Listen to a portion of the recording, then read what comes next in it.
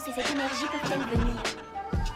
Elles viennent du Haruki Café, le full manga podcast où l'on parle manga, manhwa, global manga, en marge de l'actualité, ou presque. Nous sommes en 2019 et je suis Ocho-san en live du Kensington Café à Nancy. Mais qu'est-ce qu'ils font? Bah, on montre un sachet Kensington pour prouver qu'on y est. Okay. Ah, donc vous avez vu qu'est-ce qu'il y a là pour m'accompagner? Il y a Nico Atoman. Salut tout le monde. Il y a Baptiste Tom Selleck réincarné. Bah non, Ah bah non, il a plus la chemise. il a une soirée chez l'ambassadeur ce soir. Comment ça va? Donne-lui le micro. Ça va très bien, mais mois de novembre, mois pluvieux, pas de chemise à fleurs. Et titre triste. Titre triste, voilà. Kino, le breton naturaliste. Comment ça va? Ça va bien. Ça va bien? Tout à l'heure, tu m'as dit que ça allait pas bien. Oui, bah, Faut être cohérent, il faut être cohérent. maintenant que ça a commencé, ça va mieux, c'est tout. Ah là là, c'est le podcast. C'est justement cette pas fameuse vous énergie. raconter ma déprime non plus. C'est l'énergie. C'est l'énergie.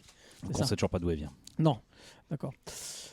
Au programme de cet épisode 29. 29, les gars, on arrive bientôt au 30. Ça compte comme épisode anniversaire 30 ou non? Avec une surprise peut-être pour la suite. 3 x 12, 30, non? C'est pas ça? Oui. D'accord. Donc, au programme de cet épisode 29 d'Arukia, nous commencerons par Détonation de Tsutomu Takahashi Seinen, 2 tomes finis chez Pika Graphics. Ce sera au tour ensuite. Montre-moi voir les titres un peu. Comment? Bah ouais, mais on n'a pas. Voilà, il y en a, ils ont des mains, mais ça va rien. Donc, Détonation, montrez-nous Détonation. Non, ça s'appelle pas Détonation. Voilà. Détonation. Et tout ça passe à voilà, merci. 2 tomes finis chez Pika Graphics. Ensuite, ce sera au tour de Mécanique Céleste. Et là, fais-nous un visage de Mécanique Céleste, Nico. Ça, De Merwan. C'est une d'accord. bande dessinée. Et oui, vous allez comprendre pourquoi. Enfin, Nico va vous expliquer pourquoi. Et juste, je fais une petite parenthèse parce que pourquoi on dit montre et tout, c'est parce qu'on filme le menu Oui, pour ceux de chacun de nos podcasts et qu'on les met sur Instagram, sur l'IGTV. Voilà, merci. Voilà. One Shot, enfin, oui, c'est un seul tome chez Dargo. Ensuite, ce sera au tour de Asadora, le nouveau titre de Naoki Arasawa. Et on remercie Kana et Atumanga de nous l'avoir filé en avant-première, car il ne sort que le 31 janvier. Le chat de Nico, oui, il a fait une dédicace dessus. Un tome en cours, il y en a 2 au Japon, qui sortira, donc je l'ai dit, au 31 janvier chez Kana. Nous plongerons dans l'abîme du temps ensuite avec Dans l'abîme du temps de Gu Tanabe, ou Tanabe-gu, selon certains. Seinen, un tome one shot fini chez Kiun, et nous terminerons avec Noin de Tsutsumu Takahashi. Mais qu'est-ce qui se passe dans ce podcast? 2 fois un même auteur. Non, oui, c'est le même. Bah ouais, c'est parce qu'on le kiffe, mais bon, ça veut pas dire qu'on n'aime pas d'autres auteurs, mais on s'est dit pourquoi pas essayer une fois. Une première. Seinen, un tome en cours chez Pika. Et comme vous le savez, donc à chaque début de podcast je vais le faire. Maintenant, tous nos lectures en cours, nos instants pilules donc, et nos Totally Crazy se retrouvent en vidéo de 3 minutes sur l'IGTV. Ouais, alors 3 d'Arukia. minutes. 3 minutes, c'est 3 minutes. Il y a de la 1:30. Ah non, c'est 3 minutes. On présente pas aujourd'hui Non, Nico. On te voit assez déjà sur la En plus, vidéo. c'est toi qu'on voit le plus. C'est vrai, en plus. Ça serait bien que tu sois au courant. Donc allez sur l'IGTV. Pour l'instant, les gens ne sont pas encore trop nombreux, ils n'ont pas encore l'habitude, mais voilà, allez-y. Ça dure que 3 minutes. Donc, et puis bonjour à toutes les connaissances de Nico qui découvrent au bout de 2 ans qu'il fait un podcast parce qu'il ne l'aura pas dit. Merci Nico. Merci la pub. Alors, c'est déjà totalement faux, parce que j'ai mis à chaque fois, je me fais disputer par Stan, j'ai mis à chaque fois sur Facebook. Et les gens me disent « Ah, tu fais ça ?» Je dis « Oui, je représente, j'ai même les flyers que je donne régulièrement. » Et les gens ne comprennent pas ce que c'est quand je leur dis. Donc c'est pas moi je le fais, je vous le dis, je fais mon travail. Ouais, c'est parce que le podcast est nul. Personne ne l'écoute, rappelle-toi. Ah oui, c'est vrai. Il y a juste 2000. Ah, pardon. D'accord, bon, allez, on arrête, trêve de plaisanterie. Donc, instant pilule, Totally Crazy, c'est en vidéo maintenant. Ce qui fait que maintenant, on passe directement au débat du mois. Non, t'attendras. Non. Juste une petite chose, une petite parenthèse, parce que je ne sais pas quand est-ce que tu vas le mettre. Ah, c'est là où mais en tu parlant travailles. de parenthèse, à la parenthèse, nous allons avoir une dédicace le 16 novembre de... j'ai oublié son... Bah dis-le dans le micro, Ouais, tiens, dis-le toi. dans- Eldo. Yoshimizu, le Kojima du manga, je l'appelle. Voilà, Eldo. En Oui. fait, c'est Eldo que je retenais On plus. l'avait chroniqué. On l'avait chroniqué déjà une première fois au Lézard Noir. Et déjà, tu as fait d'ailleurs une interview de Stéphane des Lézards Noirs. Extraordinaire. Donc non, le moment était extraordinaire. Ce qu'il l'a croisé au Japon, c'était Ah oui, vraiment oui. c'est un road trip le truc pour avoir c'est génial, je trouve ça génial. Et donc ils vont venir en dédicace à la parenthèse, donc le 16 novembre. Et venez voir, venez assister, avoir un japonais, un vrai mangaka, un auteur Un vrai incroyable, japonais de là-bas. un vrai de vrai, voilà, qui change un petit peu des grandes Des faux japonais des d'ici. grandes hein, salles dis-le. comme Japan Expo et autres, qui malheureusement sont Ah, il y aura de la proximité. voilà, là, c'est ça, c'est exactement ça. C'est la proximité de l'auteur. Et avec Stan a une superbe idée, c'est d'organiser, on va essayer de voir pour organiser une petite interview. Et si ça se passe bien, vous aurez des petites choses à découvrir sur cet auteur. Donc venez le J'aime 16. bien quand on survend les trucs comme ça à l'avance. Voilà, le 16 novembre, c'est vraiment génial. Allez voir, venez à la parenthèse. Ah ça, à oui, Nancy, ça, il y aura. Venez découvrir, c'est vraiment génial. Voilà, merci Puis Nico. attends, et au passage, on peut dire, il y a une exposition organisée avec lui à Briey, à côté de Metz, pour ceux qui sont Tout dans à le fait, coin, tout à parce qu'il y a une fait. cité radieuse et l'exposition concerne l'architecture. Oui. Et je me cadre pas mal, c'est ça. Non, ça va, on te voit, on te voit bien. Ok, bon, on peut passer au débat maintenant, les amis. Merci pour ces informations. Et c'est le moment des débats du mois.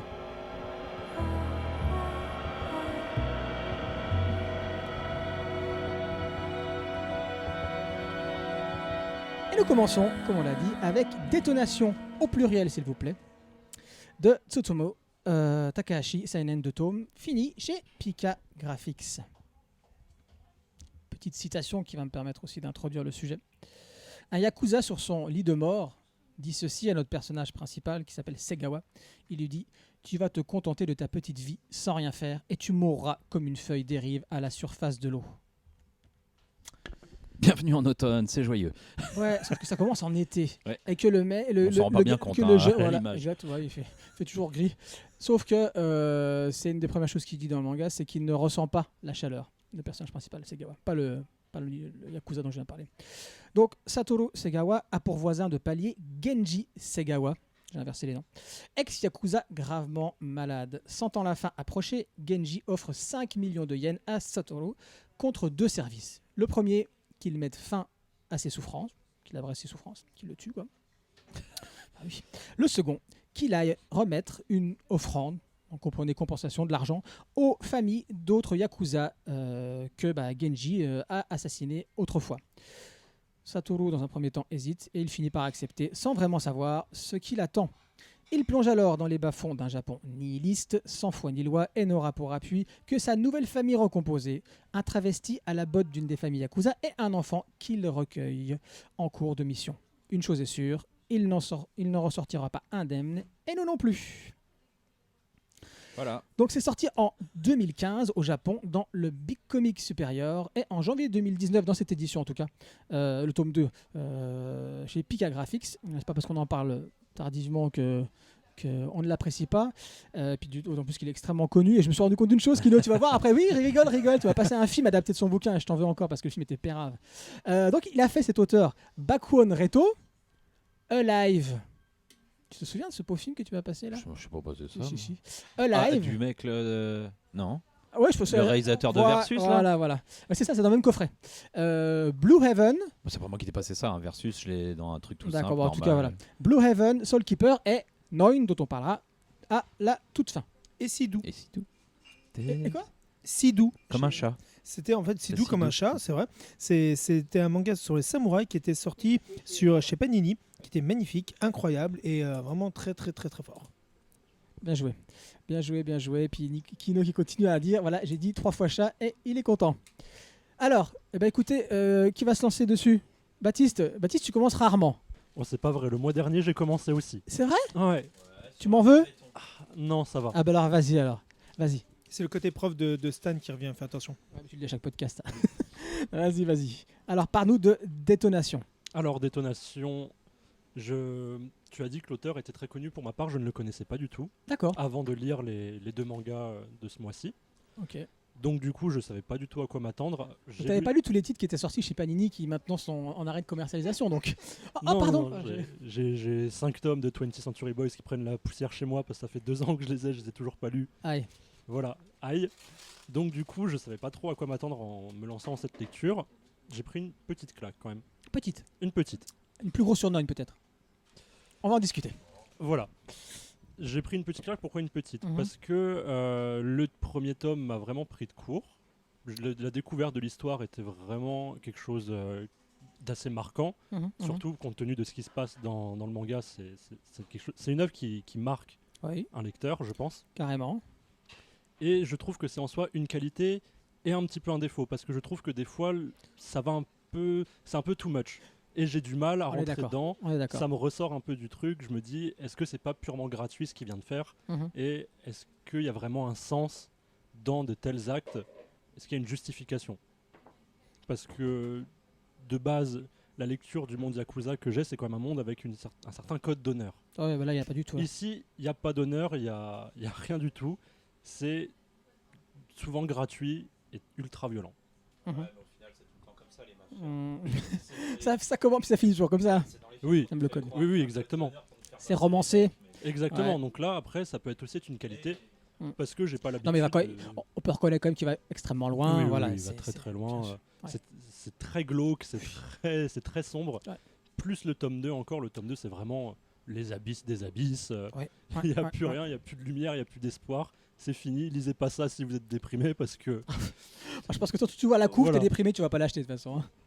Hein. Un gamin, enfin un jeune, le personnage principal Satoru avec son pistolet et derrière des usines, tout ça en gris, bah, vraiment justement, que des nuances de en gris. voyant la couverture, je m'attendais à l'histoire d'un gamin et toute l'intrigue tournerait autour du est-ce qu'il va réussir à tirer d'ici la fin de l'intrigue. Mhm. Au final, on se rend compte que ce dilemme-là n'existe pas vraiment. Pas véritablement. Mhm. Donc voilà, c'est une œuvre qui m'a pris de court et qui m'a vraiment surpris Mhm. agréablement, malgré Ouais. tout, parce que même s'il va trop loin, que des fois j'étais un peu... voilà, j'étais pas du dégoût non plus, mais j'étais un peu... La goutte qui fait déborder le vase n'est jamais arrivée non plus. Ouais. Donc j'ai quand même réussi à rester dedans, Mhm. et je trouve l'histoire et, entre guillemets, la morale, Entre guillemets, tu peux dire entre guillemets. voilà, exactement, Ouais. entre guillemets, plutôt belle, c'est quand même une belle histoire, Ouais. même si aussi la fin, je trouve qu'elle est pas cliché non plus, mais très... Convenu. Convenu. Oui, c'est convenu. Voilà. Ouais. Il suffit de voir. Bon, non, je veux pas spoiler la fin non plus en prenant d'autres exemples. Mais j'ai déjà vu des films ou joué à des jeux qui terminent d'une façon plus ou moins similaire. Eh bien, écoute, je veux pas te couper tout ton développement, mais c'est exactement un peu ce que ma critique va être, c'est se résumer, c'est se dire c'est qu'il n'y a rien sous le soleil, même s'il n'y a pas trop de soleil dans cette œuvre-là. Il n'y a rien dans les nuages, derrière les nuages en tout cas. Et voilà, c'est tout ce qui est dedans, à part son magnifique style, bien évidemment. On a l'impression on a déjà tout vu ailleurs, je pense. Voilà. Sauf le début, du coup, le concept de base de. Le postulat Voilà, le postulat de base du gamin qui va se retrouver face à une situation peu banale. Oui. Tout ça, c'est quand même relativement... J'avais pas vu ça ailleurs, donc Mhm. malgré tout, ça a eu le mérite de réussir à m'emporter Mhm. et de me tenir jusqu'au bout en haleine, même si la fin, passé, je dirais, le quart du deuxième tome, Ouais. on a quand même une vague idée de comment ça va se terminer, Mhm. et c'est comme ça que ça se termine. Ouais, mais je suis d'accord aussi à ce que tu dis par rapport au côté alors nihiliste, elle est très clairement. Hein, je pense que même l'auteur s'en revendique de toute façon. Mais c'est vrai qu'on est toujours à deux doigts de tomber dans une espèce de caricature. Et c'est vrai exactement. qu'on retrouve aussi ça dans Neun et dans Voilà, Baku Neun. Reto aussi, on a ça. Alors que pourtant Baku Reto, d'après ce que j'ai pu, quand je me suis renseigné sur l'auteur, c'est quand même extrêmement autobiographique. On a quand même des méchants qui sont quand même très méchants. Ah oui. Et pour le coup, c'est quelque chose qu'on n'a pas tellement l'habitude de voir dans le manga où il y a toujours une petite nuance. Généralement, ils sont jamais vraiment méchants. Après, Là, la ils nuance- sont les méchants dans Détonation notamment sont quand même très méchants et t'as envie qu'ils crèvent quoi. C'est Voilà, c'est la un peu nuance ça, se quand fait même. plus au niveau des protagonistes, par contre. Voilà, tout Ils à fait. sont Bien jamais sûr. blancs. Ouais. Ils sont toujours dans des teintes de gris, parfois très sombres, Ouais. qui peuvent limite tendre vers le noir. Mhm. Mais voilà. Et du coup, des fois, ça peut rendre l'appréciation du protagoniste un peu compliquée et on s'y attache au fur et à mesure. Et à la fin, on se retrouve à vraiment Ah. être derrière lui. Ce qui est intéressant, après, peut-être passer la parole à Nico, tu veux parler après? Ouais. Ce qui est intéressant de dire, alors je cite toutes les choses qui m'ont pas plu parce qu'au final c'est quand même une œuvre qui m'a intéressé. Pour moi, c'est le grand format. Surtout qu'on a Neun en plus, Neun qui vient à la fin, et je trouve justement que le travail qu'il peut faire sur l'image de façon générale, je trouve qu'il passe bien mieux dans un format manga habituel. Je trouve qu'en grand format, ce côté donc crayonné, ce côté. Alors après, ce qui est très intéressant, alors, excusez-moi, j'ai le droit des digressions. Il y a un Manben, vous savez, l'émission de Naoki Urasawa, justement. Je crois que c'est le 3e épisode de son émission où il va chez des mangaka et qui parle avec eux et échange sur leur style et leur façon de travailler. Je crois que c'est le meilleur que j'ai vu. Franchement, hein, j'en ai vu 4 chez 4 mangaka. Celui-là, il est impressionnant. Quand il se dit rock'n'roll, le mec, parce qu'il se revendique de ce côté rock'n'roll, c'est le mec, il termine de dessiner, il jette sa feuille comme ça. Alors que tu vois, tous les mangaka, ils passent à un assistant. Non, lui, il travaille tout seul, il finit avec ses stylos, il détèche comme ça, et pas qu'une seule fois. Hein. Chaque fois qu'il termine de dessiner un truc, il jette le stylo, il jette la feuille, et on y va, quoi. Comme. Mince, j'ai oublié son nom. Dans. Dans Bakuman. Bakuman. Bakuman, le génie, celui. Inuma ou quelque chose. Ouais, voilà, celui qui fait des piou, il jette tous ces trucs. Alors voilà, donc le Manben, allez-y. En plus, vous allez voir la technique. Parce qu'on regarde comme ça, les gens qui vont se dire, je sais pas, peut-être qu'ils rentrent dans ton magasin, Nico qui dit, oh, ouais, le style est un peu brouillon, les traits pas finis. Eh ben, allez regarder le Manben et on revient après. On Par discute. contre, au niveau du trait, j'aime beaucoup la façon dont il dessine les personnages un peu androgynes. Je trouve qu'il a des très beaux Oui, personnages. c'est un peu... Et de manière c'est fait générale, ces personnages sont souvent très très beaux. Ils ont des traits que je On est trouve d'accord. on est d'accord. très... Ils sont très fins et j'aime beaucoup ce style de personnage. Pareil, excusez-moi, on boit un café. Bah oui, on est au Kensington Café, c'est normal. Nico, Kino Moi, pas grand chose Kino. à rajouter de toute manière. Ça commence bien. Toi, t'as beaucoup aimé. Oui, moi j'aime bien parce que c'est très noir et c'est même noir jusqu'à l'écœurement et ça j'aime beaucoup. Ouais. Je suis d'accord avec tout ce qu'a dit Baptiste. Est-ce qu'il y a vraiment un sens dans tout ça? Je sais pas si c'est gratuit quand même. Je pense que l'idée, enfin en tout cas moi ce que j'aime bien, c'est que c'est vraiment le monde il est plein de désespoir. Hein, là, il y a pas, tu as raison, il faut avoir le moral quand on s'attaque à ce manga, je pense. C'est préférable. Et quand tu réduis la condition humaine à juste une espèce de lutte ultra violente de survie, mais vraiment du minimum, quoi, du minimum. Hein. Ouais. Ils ont pas de chez eux, enfin ils ont rien, quoi. En fait, c'est très fataliste parce que le héros et puis son espèce de famille recomposée, lui ne choisit rien. En fait, il se fait toujours trimballer par les événements, ça le pousse par-ci, ça le pousse par-là. Il y a une menace par-ci, une menace par-là. Et justement, ce que j'aime bien, c'est que c'est tout noir avec une toute petite pointe de lumière. Ouais. Qui à un moment donné, quand quelqu'un t'écrase pas la gueule et te défonce pas totalement, ça devient quasiment l'amour le plus ultime. Alors qu'en fin de compte, parce que voilà, il va se mettre avec le travesti, mais est-ce qu'il éprouve réellement des sentiments? Non, ça s'est fait comme ça. C'est plus l'autre d'ailleurs qui a poussé pour qu'ils se mettent ensemble que lui. Tout à fait. Mais au final, Qui est pas par amour à la base, hein, c'est par intérêt. Ouais. Et au final, on voit bien que cette toute petite pointe de lumière. Moi, je l'aime bien parce que je pense que c'est ça qui est intéressant à voir dans son manga, c'est de se dire à un moment donné, il reste un petit quelque chose quand même quelque part. Et ce petit quelque chose devient très important alors que c'est vraiment minime au final. C'est encore même pas, enfin, si les sentiments peuvent être un choix, c'est même pas un choix, quoi. Ouais, moi je trouve que ce personnage justement du travesti est sûrement le plus travaillé de tous. Ah oui.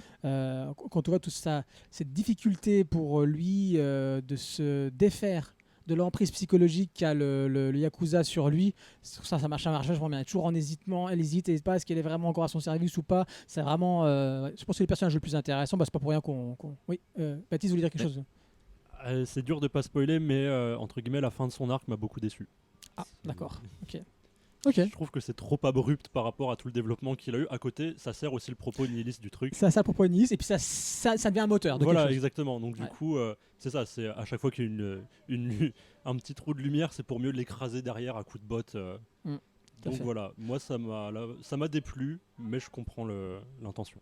Kino, tu veux continuer, puis après je vais passer la parole à Nico. Ouais, c'est pour ce que tu disais sur les persos enfin les boss. En fait, on s'en fout. Surtout les méchants. On s'en fout complète de ces mecs-là. Ouais, le problème c'est que c'est un petit peu dans tous ces bouquins, c'est comme ça. Ce qui compte, pour moi, c'est vraiment juste de voir la toute petite bulle ultra fragile qu'ils vont faire. Et alors moi, ce qui vraiment je trouve le plus atroce au final là-dedans, c'est ils vont léguer qu'une seule chose aux mômes, c'est de la violence, quoi, à la fin.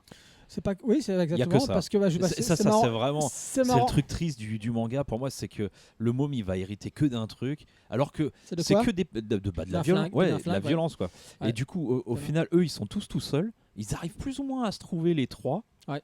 Et puis même pas ça va. Le mec est vraiment. Enfin voilà, c'est une toute petite étoile filante, hein, le couple qui se forme bien malgré lui comme ça au milieu de ça, quoi. Parce que bien effectivement, et puis c'est comme je dis littéralement, il lègue au gamin avant de partir, je ne sais où, vers la fin du manga, un flingue au gamin qui a même pas 10 ans. Voilà, serre-toi-en si jamais tu en as besoin, si jamais tu te fais agresser. Donc effectivement, c'est très moi j'ai beaucoup aimé. Enfin, c'est vraiment tu sautes dans un gouffre, quoi, avec ce manga. C'est voilà, c'est ce que j'allais dire, une chute vertigineuse. C'est pas ça que tu allais dire. Mais moi, je suis pas sûr que la violence elle soit gratuite là-dedans. Hein, quand même, elle a un coût assez élevé pour les protagonistes au fur et à mesure. Hmm. Mais c'est vrai que ça bourrine quand même un peu. Ah oui, ça.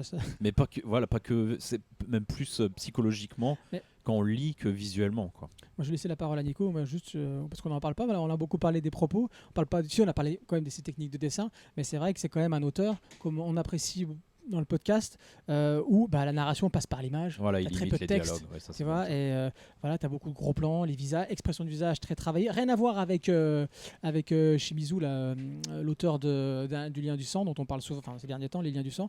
Mais voilà, c'est quelqu'un qui travaille extrêmement les visages et toute sa narration va passer par le non-verbal. Est-ce qu'il y a de. Comment dirais-je ce qui colle parfaitement aussi à ce monde désolé où en fait les cicatrices de la vie, tous ces personnages sont complètement amochés, on les sent via justement ces décors comme à chaque fois je parle de ça dans cette tendance française des années 30, le réalisme poétique, merci, voilà, où en fait l'intériorité des personnages est dans les décors, dans les saisons, et là on le sommet dès le début, dès le début, il est Dès la comparé, couve. puis il est comparé à une feuille dès le début. Ouais. Dès le début, il dit qu'ils sentent pas la chaleur, alors qu'ils sont très très dès qu'il commence à neiger dans le manga, ils sentent très fort le froid. Ça le déplaît énormément. Voilà, donc je vais juste dire ça pour terminer. Nico, t'as pas encore parlé, mon ami. Pour moi, cette œuvre, c'est un auteur qui a. Comment dire ça ? C'est une œuvre qui est sur le sentiment, l'émotion transmis par le regard, la bouche, les visages torturés, déformés par moments, amenés à des situations extrêmement fortes qu'on a des personnages. C'est un auteur qui, tu disais tout à l'heure, qui est assez rock'n'roll, et on le sent dans toutes ses œuvres. Aussi bien Sidou que n'importe quoi, on sent ce côté très brut, très basé sur la liberté. Et c'est ça que j'adore avec cet auteur, c'est qu'il est tout le temps à la recherche de la liberté et ceux qui sont obligés de payer comme prix pour en arriver. Toutes ces œuvres, que ce soit Bakuman Reto, que ce soit du Sido, des Totention, tout ce que j'ai lu, il y a toujours ce côté où on recherche cette liberté aussi bien parce que on a été enfermé, on veut être libre, que on veut être libre dans la vie, que on ne veut plus avoir de contraintes par rapport à ce qu'on nous impose. Et cet auteur est très très fort. Et ce qui est particulièrement fort avec lui, ce sont les yeux et la bouche, l'expression de sa bouche, des bouches et des yeux.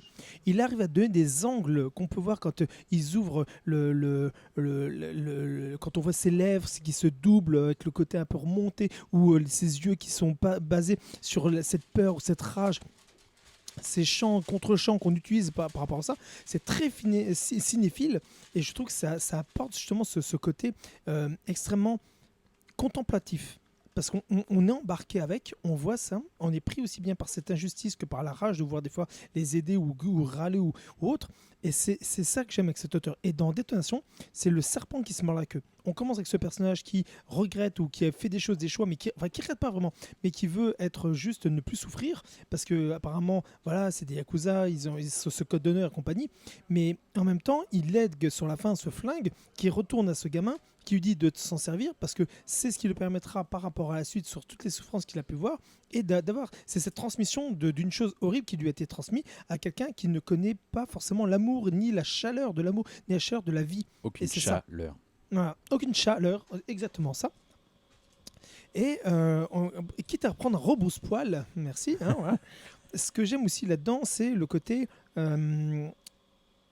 avec ton le chat, je sais perdu ce que je voulais dire. Il suffit de parler de chat pour déstabiliser Nico. Il pense au sien et c'est fini. C'est exactement ça. Ils sont tout seuls à la maison. C'est carrément un pauvre petit loulou là. En plus, quoi que ma femme rentrera avant. C'est fini. Je ne sais plus ce que je voulais dire, mais ce n'est pas bien grave. Non, c'est un très bon auteur. C'est quelqu'un de très fort là-dessus, qui n'est pas connu en tant qu'auteur, qui est plutôt connu dans ses styles quand on les a lus. On les reconnaît très vite et très facilement. Et le problème, c'est qu'il n'a jamais vraiment trouvé son public. Les premières séries qu'il avait trouvées en France avec Alive et Blue, Blue Heaven, merci, ont très bien marché chez Panini à l'époque, ont vraiment très très très bien marché en tant que one-shot. Ça a vraiment été deux belles séries. Mais après, comme pour les autres, le problème, c'est que quand c'est des séries courtes, il est fort pour donner cette émotion, cette intensité.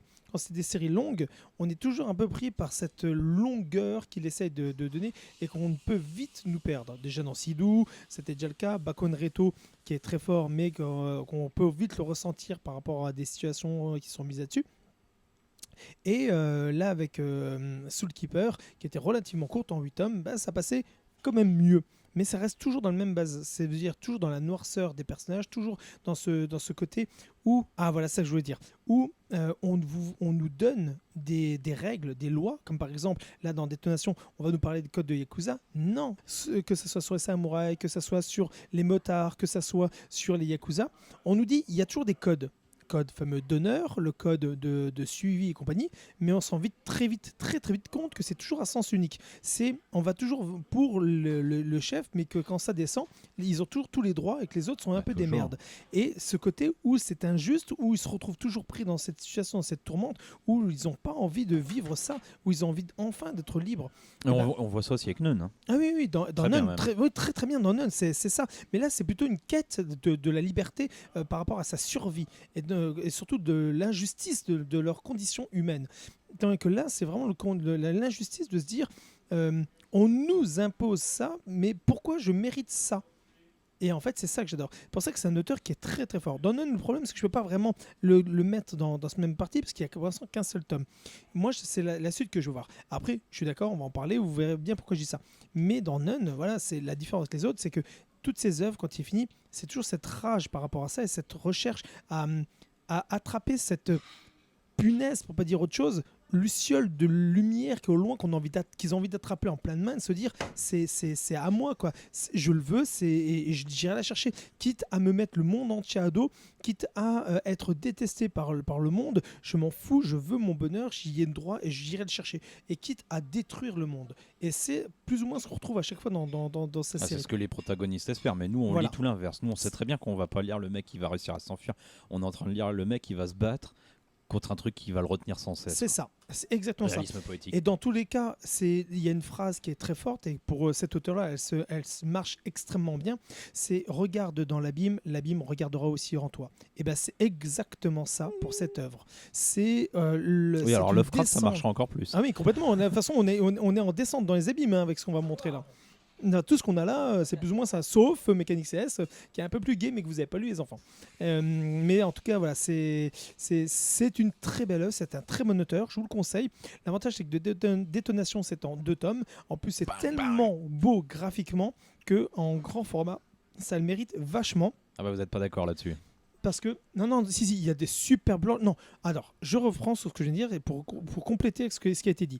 Certes, l'auteur, par moment, il y a des séquences, des scènes, ce n'est pas vraiment ce qu'il y a de plus beau à montrer. Sauf que il y a des moments, il arrive sur des planches magnifiques de décors, il a une maîtrise sur l'architecture, sur les mises en scène. À un moment, on voit sur une ruelle, on voit tous les panneaux, c'est ça, je pense aussi, publicitaires, on voit toute cette ruelle et compagnie. Oui, c'est magnifique.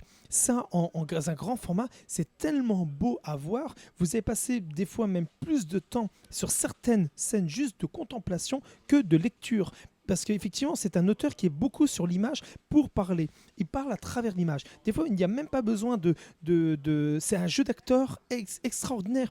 Et c'est comment donner... À un moment, voilà, elle est sur les serveurs, c'est ça, avec c'est magnifique.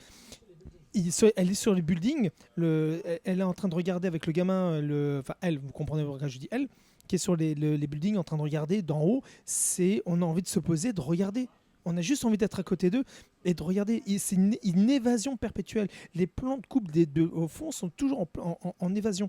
C'est magnifique. C'est pour ça que cette œuvre-là, en grand format, le mérite. Même si l'œuvre en soi ne mérite pas forcément un grand format. Donc vraiment, très très belle œuvre. Je vous le conseille. Merci Nico. D'autres choses à rajouter les amis ? Non, très bien. Donc c'est Détonation, 2 tomes finis chez Pika Graphics. On reviendra sur l'auteur tout à la fin avec Noin. Mais maintenant, nous allons faire un petit détour par la France avec Mécanique Céleste de Merwan, une bande dessinée en 1 tome chez Dargo. Je cite la protagoniste principale qui dit « Gagner en détournant les règles. La puissance, c'est d'édicter les lois, pas de les respecter. » Caris. Forêt de Fontainebleau, une France apocalyptique ou Apocalypse Now, Last of Us, en termes de direction artistique, on pense tout de suite à ça. Fontainebleau, non, on pense à Fantomas avec Louis de Funès, Ah non, Opération Artaban. Je parle pas de tout à fait, merci. Aster, le personnage principal, du fait de ses origines, vit en marge de la société agricole Pan. Leur devise, un pour tous, tous pour le riz.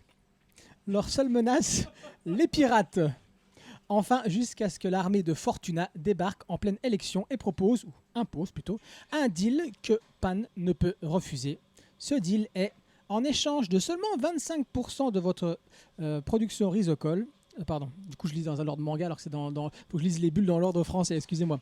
En rejoignant Fortuna, vous bénéficiez de sa protection totale, en échange de seulement 25% de votre production risocole. Fortuna a des besoins certes conséquents, mais un appétit raisonnable. Ne sachant que faire, Pan, je sais pas comment on dit, bref, va décider de s'en remettre à la mécanique céleste pour sceller leur destin. Mais qu'est-ce que la mécanique céleste? Nico, c'est quoi la mécanique céleste? Je pense que c'est Pan. Oui, le verbe de Pan, oui, de toute façon c'est lié bien évidemment au mythe. Alors, Qu'est-ce que la mécanique céleste? avant de répondre à ça, Ouais, dis-moi. je raconte une petite histoire. Je suis venu un moment à la parenthèse, comme tous les soirs, normal, j'y passe, après faire la fermeture de mon magasin. Et là, il y avait effectivement l'auteur qui était en dédicace. Et je regarde cette dédicace et je me dis, waouh! Merwan Chaban. Et vraiment, ce que vous faites, chapeau, quoi, c'est super beau. Chapeau, ouais, ça chatte en bouche à coin. Vas-y. Et donc, forcément, là, on discute un petit peu. Et Stéphane, mon patron, me présente, voilà, spécialiste de manga, conseil et compagnie. Et là, il s'arrête, il me regarde et fait, ah bah tiens, j'aimerais bien que tu le lises pour que tu me dises ce que tu en penses. Parce que lui, il a fait I am a dream. Il a fait un rêve, et ce rêve, il est qu'il aimerait briser, entre guillemets, le mur qu'il y a entre la BD et le manga. Son but, c'était de pouvoir faire une BD qui s'adresse au lectorat de manga par rapport à certains codes. Et en lisant, ne serait-ce qu'en passant les pages de la mécanique céleste, j'ai vu une ambiance, un style qui est vraiment dans le style propre d'un Otomo. On se retrouvait vraiment dans cette construction-là, à la Otomo, par rapport aux constructions des véhicules, de la manière d'être présentés, les personnages dans des coupes de vue, les armures avec les casques comme ils ont. C'est vraiment, on avait ça. Les personnages avec leur bandeau autour du front. C'était vraiment dans l'ambiance apocalyptique de Akira. Et je me retrouvais vraiment dans cette ambiance-là. C'est pour ça que, en lisant, je me suis retrouvé avec des ambiances, des mangas des années 90.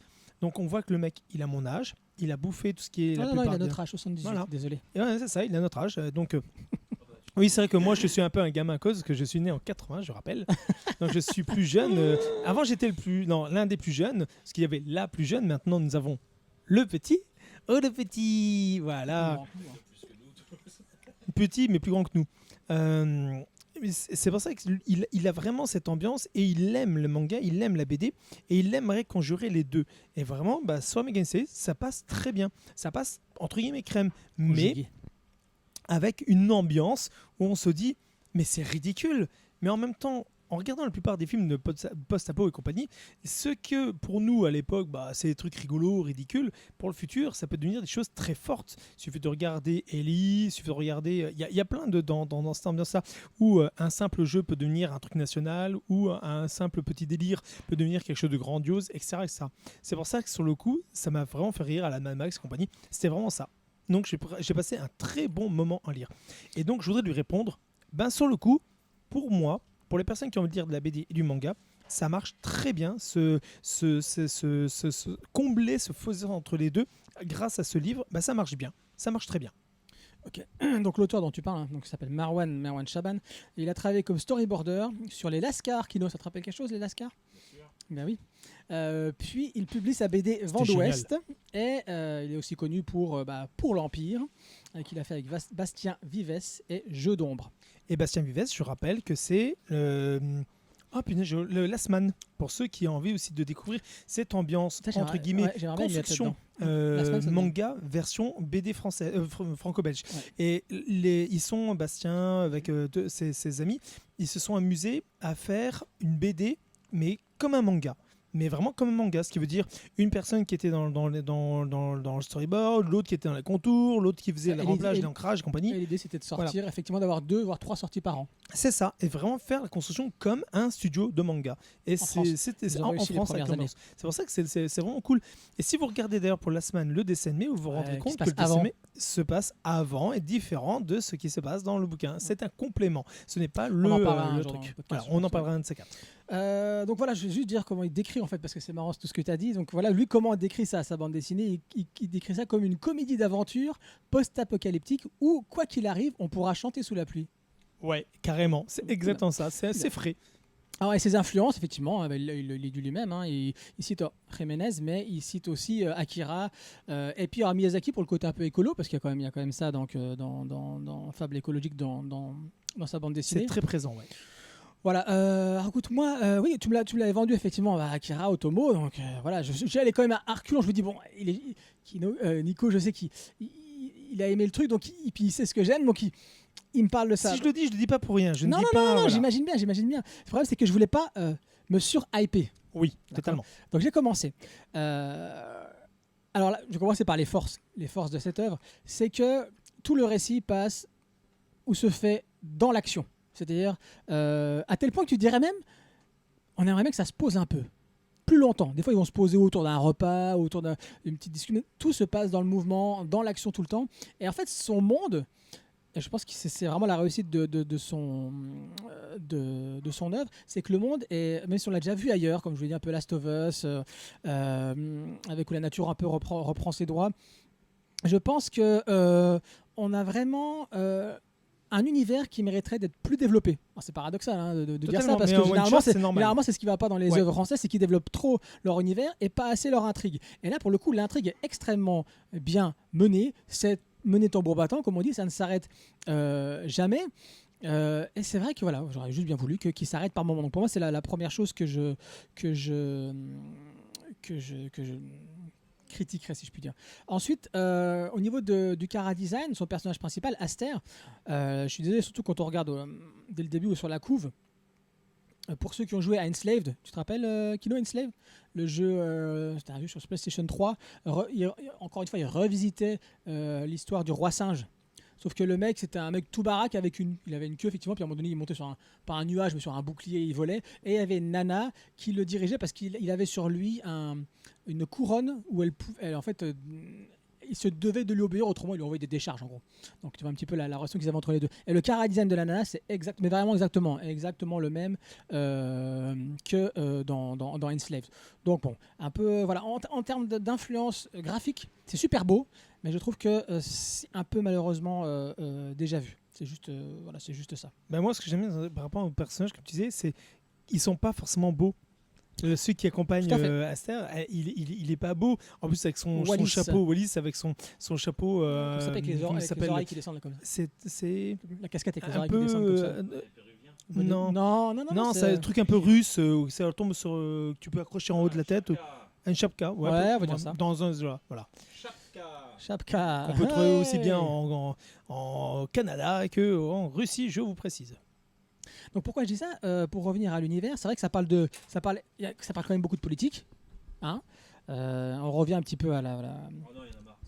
Ouais, tu m'étonnes, en ce moment, il y en a marre.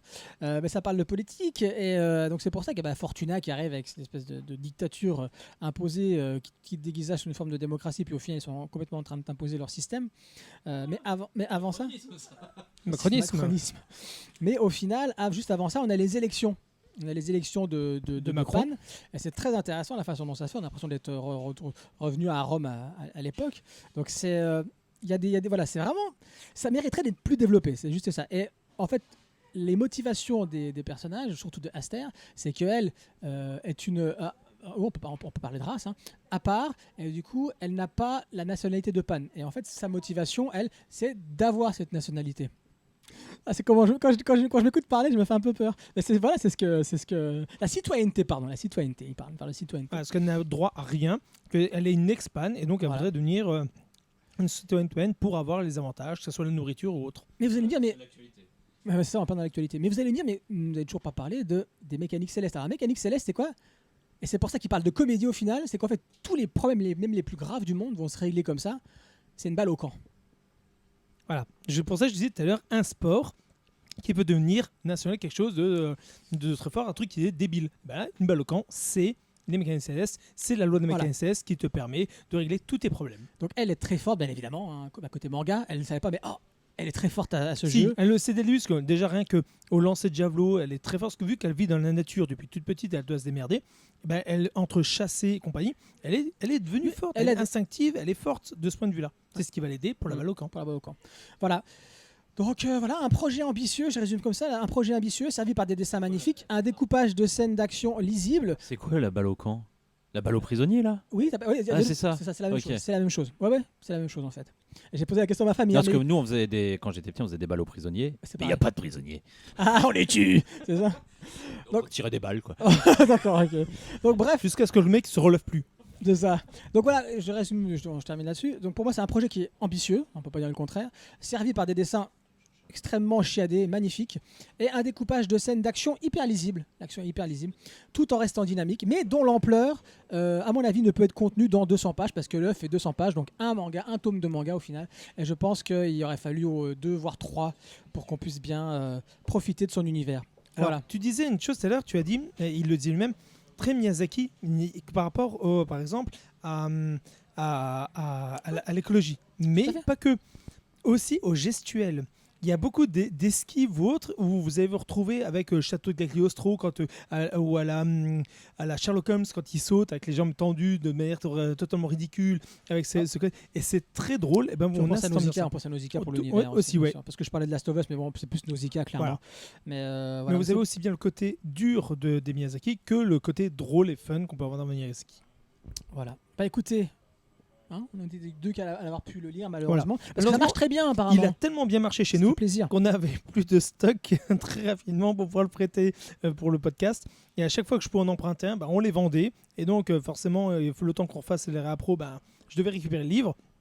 Et donc je n'ai pas pu le prêter à tout le monde. Donc il n'y a que Stan et moi qui l'avons lu actuellement malheureusement. Voilà, donc ça s'appelle Mécanique Céleste de Merwan et c'est chez Dargo.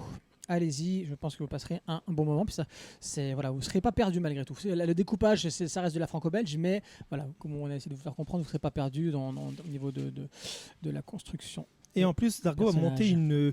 une petite collection autour de ça. Et donc, il y a pas mal de petites choses à lire qui sont vraiment chouettes dans j'ai cette vu ça, collection. ouais. Donc, allez-y, allez jeter un œil. Donc, si vous aimez, effectivement, vous êtes manga, oui, c'est bien, c'est une belle chose, mais ne vous fermez pas au reste. C'est ça Allez l'idée de ce découvrir, podcast. effectivement, Mais oui. au niveau aussi bien de la BD, et ils ont fait de très Si on belles casse choses. les mangas français. Dargo a créé une belle ligne claire par rapport à ça, donc il y a de belles choses à les découvrir. Ok les amis. Allez maintenant, on va parler de Asadora, notre avant-première. Je vous rappelle, il sort le 31 janvier en France. Asadora de Naoki Urasawa. Seinen, un tome en cours chez Kana. N'ayez pas peur, vous allez être en terrain connu. Ça commence, pour les 5 premières pages, ou 7 premières pages, nous sommes en 2020. Je lis l'introduction. Cette histoire s'étale de l'après-guerre jusqu'à nos jours. C'est le récit d'une jeune femme mignonne et courageuse. C'est une vie anonyme, une vie, une génération. On rembobine, flashback. Et oui, vous êtes chez Urasawa, vive les flashbacks. On est maintenant en 1959 à Nagoya. Et nous suivons la petite Asa. Asa, pour ceux qui connaissent un peu le japonais, Asa, ça veut dire le matin. Elle a 12 ans, mais elle n'aime pas son nom. C'est la dernière d'une fratrie de 10. Elle est volontaire et effectivement très dynamique. Et aujourd'hui, ça va lui servir. Car malgré le typhon qui s'abat sur sa ville, elle décide d'aller prévenir le médecin de l'accouchement imminent de sa mère. Et oui, elle ne sera plus la dernière de la famille. Un autre bébé arrive, donc ça fera 11. Une famille de 11. Sur le chemin, elle manque de se faire écraser par un automobiliste. Pas grave, elle aime trop la chanson qui passe à la radio. I love you. Sur le chemin, elle croise son camarade sportif, un sportif raté en fait, qui voudrait gagner les prochains Jeux Olympiques qui vont arriver en 1964. Jeux Olympiques, très important sur Urasawa, il en parle dans quasiment tous ses mangas. Les Jeux Olympiques, il faut être présent. Et en fait, il est en train de courir sous la pluie. Et voilà, donc il s'entraîne pour ça. Et voilà, donc ça arrivera dans 5 ans à Tokyo. C'est que toute sa famille, mais sont des sportifs qui ont Et à raté. cause de la guerre, ils n'ont pas pu Et ils participer. mettent tous sur Voilà, c'est ça. tous leurs espoirs sur The Ghost. Et sur le chemin, Mais c'est pas que Jeux Olympiques, c'est exposition universelle des fois. tout à fait, bien sûr, merci. Enfin, un truc international. Et sur le chemin, Un chat. Non. elle est kidnappée. Ah oui, c'est vrai. Eh ben oui. Elle est kidnappée. Et c'est là que commence l'histoire. On va en parler, on va encore continuer à développer, mais je voulais m'arrêter au kidnapping. Nouveau manga de Urasawa, prépublié dans le Big Comics. Tu le prendras parce que j'ai eu la chance quand j'étais au Japon de prendre un Big Comics. Et ma femme, je vous dis, elle tire un peu la tronche, mais Stan, qu'est-ce que tu me ramènes comme magazine? Prends voir la couverture, Ah oui, vous retrouverez les photos. C'est Biba, hein, le truc. Hein, Mets voilà. bien ta tête à côté de ta copine. Voilà, merci. Voilà. Kekkonshimasu, hein, ça veut dire on va se marier. C'est rose, il y a une petite fille. Voilà. Et en fait, Enfin, une jeune femme. Enfin, on sait plus trop. donc je termine la lecture d'Asadora et je me dis, en avant-première là, que tu nous as passé Nico, et je me dis, clac, je vais prendre le manga que j'ai, le Big Comics que j'ai acheté, Spirit pardon, que j'ai acheté l'année dernière au Japon, un an quasiment pour jour. Je dis, peut-être que j'ai trouvé la suite. Et remonte un petit peu à nos internautes, nos podcasteurs, où est-ce qu'on en est? Tu peux prendre Oui. juste une page si tu veux. Eh bien en fait, nous en sommes à la moitié du premier tome en fait. Voilà. Donc on n'est pas. Ouais, tu peux regarder, c'est quand ils sont dans le conteneur. C'est après. Non, c'est après. Non, c'est après ça. C'est là, mec. C'est là. D'accord. Donc c'est Eh juste avant. ouais, Excuse-moi. les gars. Voilà, regarde. Allez. Là en dessous. Il a dit. Voilà. Donc effectivement, voilà, juste pour dire que j'étais un peu déçu parce que j'espérais avoir un petit peu de suite de Asadora. Et bien non, il faudra attendre de retourner au Japon. Non, il faudra attendre 3 mois après la sortie, donc c'est 31 janvier, donc ça sera pour le janvier, ça sera 31 avril apparemment le tome 2 en France. Bon, on prendra son mal en patience, mais bref, je me perds. Avant de vous laisser la parole, donc j'ai fait mes petites recherches comme d'habitude, et quand vous cherchez des informations sur Arasawa et sur son œuvre, en France, vous allez sur quel site ? La base secrète. Exactement, merci la base secrète. Et donc je vais le citer parce que c'est dans son article sur Asadora. Non, dis pas, c'est secret. Son titre, donc là je cite, son titre fait d'ailleurs référence à Asadora. Donc Asa, je vous l'ai dit, ça veut dire le matin. Et Dora, je me dis ça, je comprenais pas parce qu'en fait. Doré, l'aube dorée. Non, Non, pardon. parce qu'en fait, Tu comprends Asa, comme vous savez, pour ceux qui font un peu de japonais, il y a trois grands alphabets, hiragana, katakana, et puis tout ce qui est les kanji, les 2000 et quelques kanji là. Je parle pas du romanji pour traduire, enfin pour écrire comme nous, avec notre alphabet à nous. Donc si vous voulez, Asa est écrit en hiragana et Dora est écrit en katakana. Je me dis, mais pourquoi? Qu'est-ce que ça veut dire? Asa le matin, on est bien d'accord. Et Dora, en fait, là je l'ai compris grâce à monsieur de la base secrète, Dora, ça vient de dorama.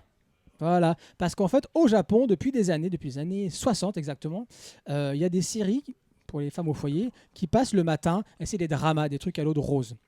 Donc c'est une case horaire sur la NHK General TV qui est diffusée pendant un quart d'heure seulement, un épisode chaque matin du lundi au samedi. C'est lancé en 61. Ce programme, encore en activité, a accueilli une centaine de feuilletons depuis sa création, dont le 100e sera lancé en 2019. Si ces histoires sont indépendantes, elles mettent toujours en scène un protagoniste féminin cherchant à accomplir son rêve ou devant faire face aux défis de la vie. Ah, c'est juste ça, C'est les juste 3 derniers ça. mots, là, le point commun C'est- avec ce qu'on a lu pour l'instant. Exactement, c'est juste ça. Il y a pas de Tu sais que feuilleton. pour le Shonen Jump, il n'y a que 3 mots qui sont les mots comme base, qui sont victoire, courage et je crois que c'est travail ou un truc comme ça. Voilà, dépassement de soi. Et si dans ta série, tu as un de ces 3 mots qui n'est pas vraiment mis en avant, tu ne fais pas partie du Shonen Jump. C'est bon ça. Voilà. Kino. Ah non. Non. Ah bah si tu veux. Ah, je l'aime bien aujourd'hui. Mais non, je lui ai dit en plus avant. Ah, j'ai tu veux- dit- bah, j'y vais, j'ai- pas de j'ai- problème. j'ai- Tu sais, moi, tu non, me lances sur Urasawa, je suis parti, y a pas de problème. En fait, j'aime tout. Voilà. Et quand je l'ai lu, Chez Urasawa ou... ouais, non, bon, aussi de manière générale. Enfin, j'ai des critiques à faire, mais en tout cas, ce premier tome, mon ressenti quand je l'ai lu. Normalement, je fais pas trop. Enfin bref, je dis plus ce que je pense qu'il Ah, dit c'est vrai, que ce que je ressens. Mais il se trouve que j'étais très réjoui. Voilà, ça m'a fait vraiment plaisir de lire ce tome. Tout est bien. J'ai adoré rencontrer. Ah, cette phrase tellement Mais pas ouais. Kino. Mais Tout est bien. Ah non. Non mais rendez-nous notre kino qui Ouais, s'est passé il là. a Oh, fait- il est où notre rageux, notre hitter national? Mais en fait, j'ai adoré rencontrer ces persos. Alors non, d'abord le point de Mais départ. c'est bien, non, t'as raison. Non, le point de départ, c'est ça. Et Non, ça- non, c'est il y a les un personnages. toute petite chose avant, c'est qu'il nous met à une époque avec 2-3 pages Mais et c'est hop, Urasawa, pouf, ça. on repart Bah, ouais. et ça, mais j'aime toujours ce Pardon, faut procédé-là. jouer aux photos tout à l'heure, je l'ai dit, mais c'est pas grave. J'aime toujours ce procédé. J'écoute pas ce que tu racontes. Merci. J'aime toujours ce procédé de flashback pour expliquer comment on en arrive là. En plus, ce que j'aime bien chez Urasawa, c'est qu'on est toujours à la veille d'un effondrement de la société et tout ça, et du chaos. Et là, les 3 premières pages nous montrent ça. Enfin, je sais plus la première exactement, mais les 2 suivantes, la double page nous montre ça direct. On voit un kaiju derrière. Ouais, carrément. Tu l'as Et- vu le kaiju? Je peux le dire, c'est au début. Hein. Ouais, bah, c'est au début, c'est à la fin. Et là, Oh, non, c'est quoi? Bah la rien. dernière page, t'as spoilé. Bah non, j'ai pas dit quoi. Et donc, ça j'aime bien chez lui qu'on soit à la veille toujours de cette espèce de chaos. Et là, en plus, ce qui est très bien, c'est qu'il nous remonte en arrière et il nous fout directement dans un chaos avec cette tempête là. 59, oui. Typhon. Et là, j'aime bien au final parce que souvent on est dans le calme avant et puis là, il nous balance directement dedans. Et en plus, c'est ça qui est vraiment intéressant, c'est que ils vont être obligés de s'entendre, le gamin et le petit vieux.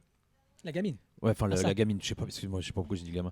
La gamine et le petit vieux. Alors, le petit vieux, faut le dire quand même, c'est lui qui kidnappe La gamine. Asa parce qu'en fait, elle a, et c'est ça qui est génial, encore un quiproquo, on est en plein chez Urasawa, elle a en fait une veste de l'hôpital et en fait le mec qui va la kidnapper pense que c'est une fille de médecin donc il y a de l'argent donc il va pouvoir avoir de l'argent voilà. et au final pas du tout. Aussi parce qu'elle lui est tombée dessus pendant qu'il faisait sûr. un Ouais, vol il et est en train de elle y va. Ouais, elle fonce. Elle fonce. Mais ça, c'est une gamine typique de chez Chez Urasawa. Urasawa. Parce que comme je vous l'ai dit, c'est pour ça que j'ai résumé comme ça le truc, c'est qu'en fait elle court de chez elle pour aller prévenir le médecin parce que sa mère va accoucher et c'est tout ce qui se passe entre chez elle. Elle est même pas encore arrivée chez le médecin en fait, elle n'y arrivera jamais de toute façon. Mais elle rencontre 3 ou 4 personnes. Ah, si, elle y arrive. Elle y arrive. Elle y arrive, c'est en repartant que. Ah, excuse-moi. C'est plus en repartant qu'elle. Autant pour moi, merci. Parce- Excuse-moi. Oui, merci. Oui, bien sûr, oui, n'importe quoi, bien sûr. Merci. Parce que voilà, au lieu de repartir avec le médecin, elle repart à pote tranquille et puis Ouais. il lui fait un manteau s'il pleut. Et après, voilà, c'est récurrent chez Urasawa, donc je vais rien dire d'original, mais j'aime comment ça se passe chez lui, c'est-à-dire que les adultes ont à apporter aux enfants et les enfants ont à apporter aux adultes. C'est-à-dire qu'il les met pas sur un pied d'égalité où il infantilise ni l'adulte ni son œuvre, et ça c'est surtout ça qui me plaît. Mais voilà, je veux dire, chacun a ses qualités en fonction de son âge et a des choses à apporter. Et son espèce à elle de naïveté ultra combattante, on y va, j'avance, il n'y a pas de problème, qui emmène tout le monde. Enfin voilà, je veux dire, il y a un moment donné, elle embarque le vieux dans une aventure.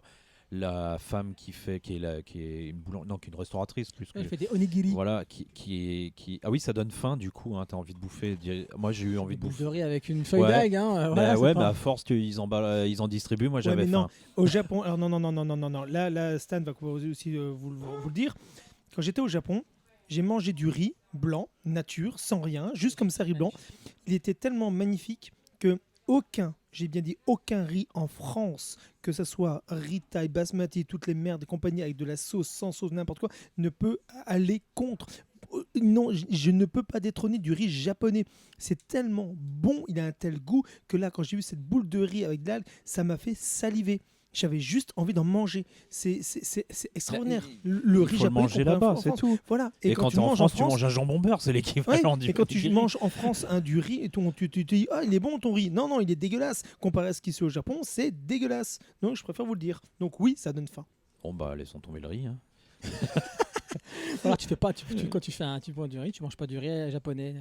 Voilà, tu Voilà, manges un enfin autre type de bref, riz. en fait, voilà, il y a pas grand chose parce qu'il faut quand même dire c'est assez décompressé comme écriture. Il se passe pas forcément beaucoup de choses d'un point de vue scénaristique. Il se passe pas tant de choses que ça. C'est des petits détails. Ça, il se passe des petits détails, mais pour la grande intrigue générale, je veux dire une tempête, une rencontre. On va aider des gens qui sont dans la mouise et puis l'image de fin qui fait écho à l'image de début. C'est ça qui est ouf pour un premier Et tome. c'est à peu près tout au Non, final. parce que je fais pas Mais Baptiste, tu vas en parler, pendant je ce sais pas temps-là, ce que tu je- t'ennuies pas. Tu l'as hein. lu, hein, Baptiste. Y a- Oh, tu l'as pas lu, je pensais. Bizarre. Moi, ce que je trouve quand même incroyable, c'est que on a lu un tome. Normalement, dans un tome de manga japonais, tu n'as aucun personnage autant développé que le personnage de la petite et surtout le personnage du chevalier du ciel, donc il la kidnappe. Non, Là. puis c'est surtout aujourd'hui on Incroyable. met toute une mécanique en place quasiment bien dès sûr, le premier bien chapitre. sûr. On sait comment tout va fonctionner, ce qui est absolument pas le cas ici, quoi. Mais là, on sait rien à l'arrivée. C'est ça. On a vu plein de choses. On En connaît, fait, très, on a connaît appris- très bien les voilà, personnages. C'est ce que j'allais dire. On a appris à connaître les persos, mais on sait rien quasiment de l'histoire et on a surtout tout envie de lire, quoi. On veut 25 tomes là direct. Ouais. Ah ouais, carrément. Bah, c'est ça. Et moi, c'est très bien parce que contre Kino, bah, je vais passer T'as fini, Kino? Oh, oui. Je vais passer la parole à Nico parce qu'en fait, Nico, quand il l'a lu avant moi, avant de me le passer, je lui ai dit alors, qu'est-ce que t'en penses? Et puis il m'a ressorti sa fameuse. Enfin, il n'y a pas que lui qui le dit, mais par le personne, il m'a ressorti. Tu sais, il y a 2 écoles de chez Urasawa. Il y a ceux qui aiment Pluto et Monster, et il y a ceux qui aiment Billy Bat et 20th Century Boys. Alors choisis ton camp. Bah, là, on va plutôt être. Ah oui, c'est 20th Century Boys. Du coup, Voilà, c'est du Et le 20. huis- C'est pour il y a ça quand que. même toute une partie qui est en huis clos qui est bonne, hein, quand même. Oui. Faut dire parce qu'on se retrouve en huis clos, c'est-à-dire avec 2 persos enfermés. Mais dans 20, c'est- on le retrouve ça. On retrouve cette ambiance-là avec, avec le ami, avec le truc qu'on Ah bah, avait. c'est Avec... surtout les 2 premières pages qui font. Voilà. Qui nous plongent directement. Et c'est pour ça Puis la qu'il fille il a ressemble à cette la construction. fille de je sais plus qui, mais voilà. La fille de Kenji. La fille de Kenji, ouais. Jiraki. Et là, je suis en train de tourner les pages du bouquin que tu as acheté, là, le truc que tu me parlais. Le Spirit. Voilà. Et là, je suis en train de me spoiler sur Iganjima parce qu'ils sont pas encore arrivés en France, donc je viens de me spoiler. Donc c'est vachement cool. Il y a des trucs super sympas dedans. Carrément, mais le Spirit, bah oui. Puis voilà, dernière chose, parce qu'il faut toujours le dire, parce que c'est pas le cas chez tout le monde, ça veut pas dire qu'ils sont contre, mais lui il met une valeur en avant qui est l'humanisme tout le temps. Et vraiment, là, vraiment, la solidarité dont vont faire preuve, c'est à l'initiative de la petite fille dont vont faire preuve elle et le vieillard kidnappeur, là, c'est. Enfin voilà, et puis mais franchement, le perso de la vieille qui fait ses onigiri, Onigiri. qui est Je l'ai une, mise en photo, elle. Oui, une je l'ai mise vieille en photo, je crois. acariâtre, mais qui va se faire retourner évidemment en moins de 2 par la petite fille et son élan et son initiative. Voilà, formidable. Ah, parce qu'on a un business plan, la petite. On a un business plan. Ah, c'est clair. Ah ouais, non, mais carrément. Ouais, non, bah. Qu'est-ce que tu veux que je dise d'autre après ça? Mais oui, et en fait, c'est C'est pas besoin de juste. s'étaler, hein. C'est pas que le truc, c'est pas que l'œuvre elle est marrante ou quoi, mais moi ça m'a filé le sourire de lire quelque chose d'aussi qualitatif, d'aussi juste, d'aussi bien fait, d'aussi parfait à lire. J'ai rien à redire. Ah qu'est-ce que je te veux dire? Voilà, c'est ça. Hein, Vous avez plus qu'à attendre quoi. Voilà, grand fan, comme tu l'as dit, de Urasawa. 20th Century Boys est un de mes mangas préférés. Et c'est vrai que là, bah, j'ai toute la recette d'un 20th Century Boys. Sauf que ce que j'aime bien. Attends, je regarde juste avant de dire une bêtise. Qu'est-ce qu'il y a au scénario?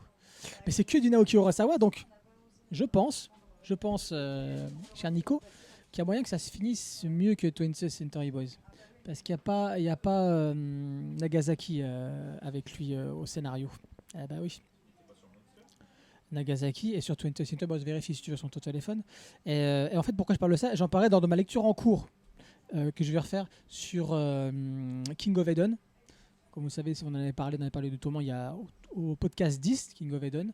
En fait, il est parti travailler avec un Coréen, Ignito, sur ce manga dans King of Eden. Et Nagasaki, pour le coup, on se rend. C'est super intéressant, en fait, j'ai bien fait de le lire maintenant, de relire King of Eden maintenant que c'est terminé, et de lire Asadora pour se rendre compte à quel point les ingrédients de Nagasaki tout seul font qu'on a des personnages qui sont complètement désincarnés. Il y a, dans King of Eden, c'est vraiment bien, c'est très bien mené. Voilà, on a énormément d'ingrédients qu'on trouve dans 20th Century Boys et qu'on retrouve ici dans Asadora, même s'il n'est pas au scénario. On voit que Urasawa a gardé ces éléments-là. Par contre, là, la force, on l'a dit, de Asadora, c'est ses personnages. C'est-à-dire que là, il a des personnages incroyables. Au premier tome, tu as envie de rester avec la petite, avec le petit vieux chevalier du ciel, là, tu as envie de rester avec eux. Là où quand tu vas lire King of Eden, les personnages, limite, t'en as rien à faire. Ce qui t'intéresse, c'est de savoir le dénouement de l'histoire. Et c'est vraiment ça, je pense, la différence entre un Nagasaki et un Urasawa. Et pour ça qu'Asadora, c'est bien, Nagasaki n'est pas au scénario, hein, mes respects, monsieur. Mais en tout cas, là, je pense qu'on va vraiment... Là, on a une œuvre, en tout cas... un premier tome incroyable. Et c'est vrai que Inès avait tendance à dire oui, mais des fois on fait des podcasts qu'avec des premiers tomes on a du mal à dire si ça va être bien ou si c'est bien. Là je pense que dès le premier tome, je sais pas si ça va être bien, mais en tout cas le premier tome est très bon. Hein, on critique souvent les techniques de narration et tout ça. Là, le mec il est au balèze. Je prends juste un exemple, après je passe la parole sauf si vous n'avez rien à dire, mais on suit, comme je vous l'ai dit, la petite avec sa veste de médecin en train de courir sur la flotte. Elle rattrape le petit jeune qui est en train de s'entraîner pour les Jeux Olympiques. On est avec elle. Non, avec lui, pardon. On passe sur lui, donc on suit le petit garçon qui est en train de courir, qui parle. Il se retourne, elle est plus là, la gamine. On switch, tac, paf, hop. On revient après sur l'histoire, et là on est du point de vue de la gamine. On voit que la gamine, en fait, s'est arrêtée, est partie derrière, et qu'elle a surpris justement notre troisième protagoniste, le petit vieux chevalier du ciel, comme je l'appelle, qui en fait sort d'une baraque et a cambriolé la baraque. Et on comprend qu'elle a été kidnappée après. Donc, toutes les petites techniques de narration comme ça, le mec, il est super rodé. Et ce que j'ai l'impression, j'espère, c'est que vraiment il s'est encore amélioré. Il est plus à couper, à surdécouper. Vous savez, il y a une information qui va arriver, paf, tu pars avec d'autres personnages. Une nouvelle information, paf, tu pars avec d'autres personnages. J'ai l'impression que là, il s'est débarrassé de ce tic, de cette mauvaise habitude qu'il avait dans son découpage de scénario. Mais on va voir. Moi, j'ai rien d'autre de plus à dire. Bastien, tu voulais dire quelque chose? Oui. Baptiste. Ah, c'est bon. Nico, arrête de parler. De ce que j'ai feuilleté, ça, pour un tome 1, ce qui est bien, c'est que ça prend vraiment son temps C'est ça. pour raconter une histoire avant tout et pas juste pour poser les enjeux de la narration et de tout ce qui se fera après. Et ça, c'est vraiment appréciable pour un tome 1 de ne pas dévoiler tous les enjeux qu'on aura par la suite Tout à fait. et de laisser en suspens à la fin, mais on a quand même la sensation d'avoir une histoire pleinement racontée. C'est ça. Et il y a quand même une idée de... On a eu pour notre argent sur le premier tome. C'est ça. Puis il a compris. Je veux dire, si tu veux être parti dans une histoire, soit tu captives la personne par l'intrigue, soit tu le captives ou tu le tiens par l'identification ou alors tout du moins l'intérêt que tu as pour les personnages. Et là, tu as les deux. Ah oui, voilà. Là, t'as les exactement. deux, quoi. Donc on est parti. Urasawa, on attend la suite. Nico, tu veux dire quelque chose ou c'est bon? Non, tu veux dire quelque chose. Ah oui, j'ai toujours quelque chose à dire. Et surtout que là, sur le coup, quand j'ai été invité chez Kana pour la journée super libraire et les libraires VIP, donc spécial manga, donc c'est pour ça que sur le coup, je les remercie parce que ça fait comme 6 ans que je suis invité. Là, ils nous ont présenté en fait tout ce qui est chez eux, qui vont sortir chez Urasawa. Et ils vont sortir plein de trucs intéressants cette année. Donc, comme on vous a pu vous présenter, donc il y aura Asadora qui sera donc en janvier. Il va y avoir une autre œuvre sur une judoka qui va arriver. Voilà, d'ailleurs cette œuvre, attends, vas-y présente-le. C'est Yawara sur le judoka. Ouais, est-ce que c'est sa première série? Je crois que c'est une de sa première série, en tout cas sportive, en tout cas avant Happy.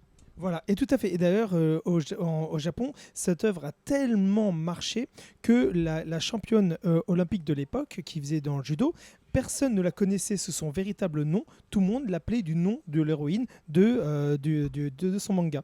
Et c'est d'ailleurs la fille elle-même était heureuse d'être appelée comme ça, parce qu'elle a été honorée, parce qu'elle adorait aussi cette œuvre, même si son nom n'est pas resté sous son vrai nom dedans. Donc c'est ça qui était assez rigolo. Et ils vont nous sortir d'autres œuvres sur Urasawa. Ça va être une année spéciale Urasawa et ça va être magnifique, je vous conseille. Surtout que jusqu'à présent... Urasawa. Et ça va faire du bien d'avoir des œuvres pareilles.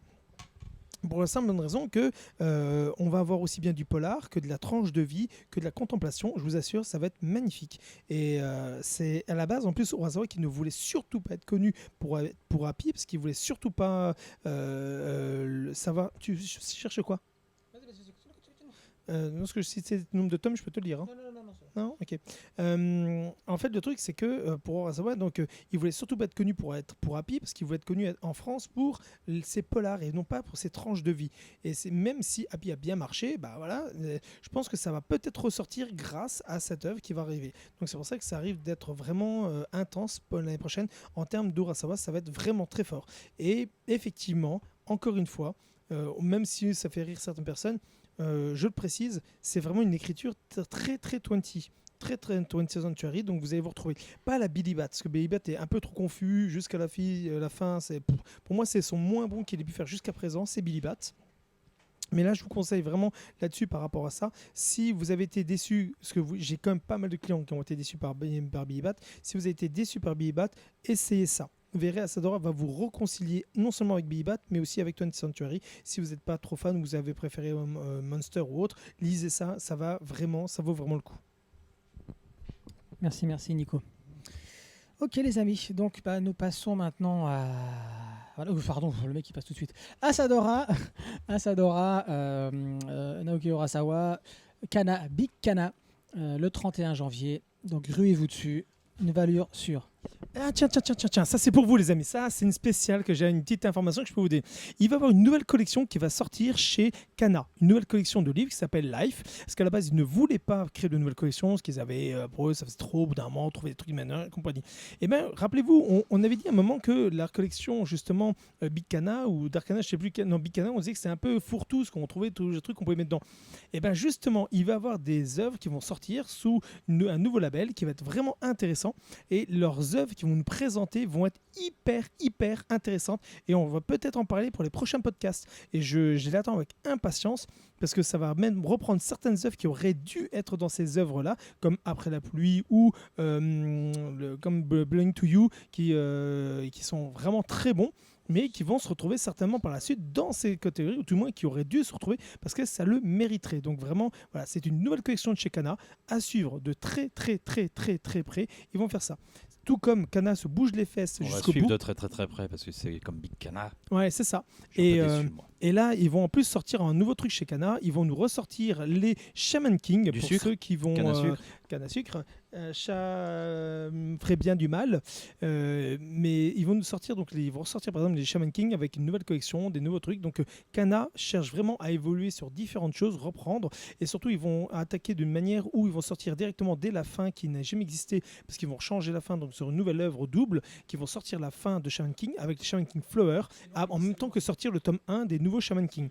Donc ça va être vraiment très fort. Donc cette année, ça va être vraiment une année Kana avec Samurai A et compagnie. Ça va être vraiment très fort. Arrête, t'oublies le principal, là, l'auteur de Mushishi. Et oui. Alors justement, non, déconne pas. C'était le petit cadeau que je vous gardais pour la fin.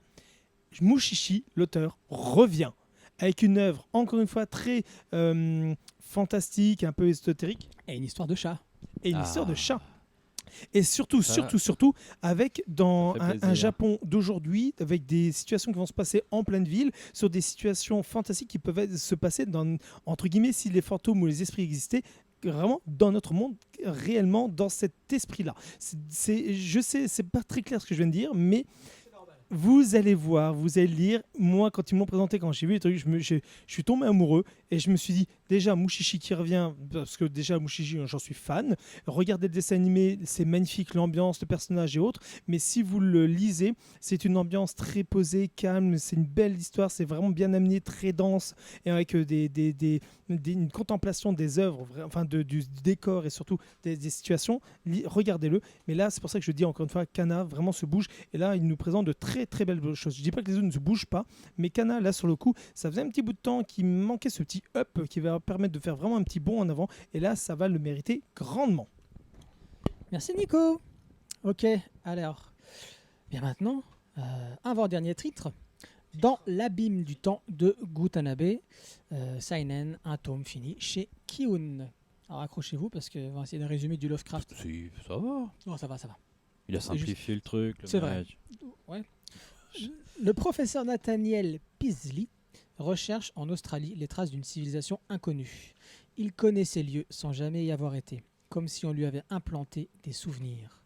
Afin d'expliquer cette impression de déjà-vu, il faut retourner 30 ans plus tôt, à l'époque où il enseignait à l'université de Miskatonic. Un jour, il s'effondre en plein cours. À son réveil, personne ne le reconnaît. Et lui, il ne reconnaît personne surtout. Oui, c'est surtout ça. Il parle un dialecte inconnu et se découvre une passion pour les sciences occultes. Voyage dans le temps, transfert de personnalité, grand race, Necronomicon. Bienvenue chez Lovecraft. Je dirais même transmigration. Transmigration. Tentacule. Vas-y Nico, Kino, vas-y Kino, t'as envie de parler là, vas-y. Si, Bah, je veux te parler. Oui, bah. T'as aimé? Bah oui. Ah bah oui, beaucoup. Ah, pas même. moi, vas-y. Bah, Ah, c'est pas que j'ai pas aimé, c'est que ça m'a laissé de marbre en fait. oh, lui. Ah ouais. Bah, c'est de l'épouvante à la Lovecraft. Moi, c'est ça que Ça me j'aime. dérange pas. Moi, c'est. Bah, là, C'est on juste que est. c'est plan-plan, que j'aurais préféré un on est dans illustré. l'épouvante Lire le à la bouquin, Love. comme on l'a dit, lire le bouquin avec des Des belles illustrations. Voilà. Bah, il y a un Ça m'aurait Breccia qui est suffi. très bien comme ça. Ah, voilà. Voilà, Alberto Breccia que je vous conseille. D'ailleurs, son fils Enrique, il fait des trucs bien. Il avait fait les Sentinelles, espèce de Robocop de la Première Guerre mondiale, un truc français qui est censé sortir en film. C'est une parenthèse, chose, mais je ouais. pense que le film doit être abandonné depuis le temps et c'est dommage. Bref, bah, ce qui est intéressant, moi je trouve, hein, c'est mon point de vue là-dedans, c'est écrit, ça se passe à une époque où le savoir était un peu moindre. Alors, je veux pas faire le mec qui fait preuve de supériorité vis-à-vis de ceux qui nous ont précédés, genre on est plus fort que les générations d'avant. Mais il se trouve quand même qu'on a une époque où on ne connaissait pas tout sur tout, ou presque, il y a quand même moins d'informations qu'aujourd'hui, et où la Terre était encore une planète assez vaste. Voilà, elle est moins réduite qu'aujourd'hui, un petit coup de zinc pour 30 €, on est par-ci, par-là, et puis pour un peu plus, on est un peu plus loin.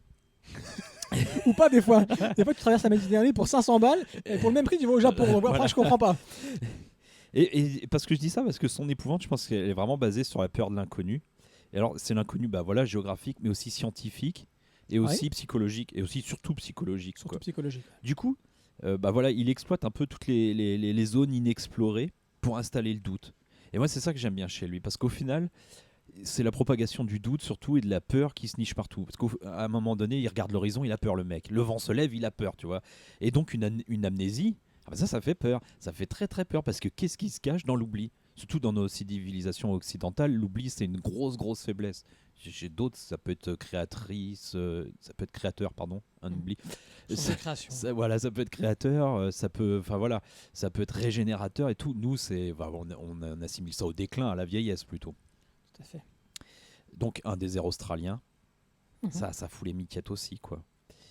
Et Surtout quand tu sais toutes les saloperies qu'il y a en Australie. bonjour les Australiens. Merci. Voilà, donc tous les Non, déconne pas, j'ai une copine qui a habité pendant 4 mois. Elle m'a raconté ce qu'elle avait. Tous les matins, elle avait des araignées de la taille d'une main Ah oui, de bûcheron qui étaient sur les murs. Elle avait des serpents dans la douche, dans les c'est la toilettes. nature, Elle à mon avait avis. des araignées C'est qui l'écologie. remplissaient de toiles l'équivalent du Stade de France en une nuit.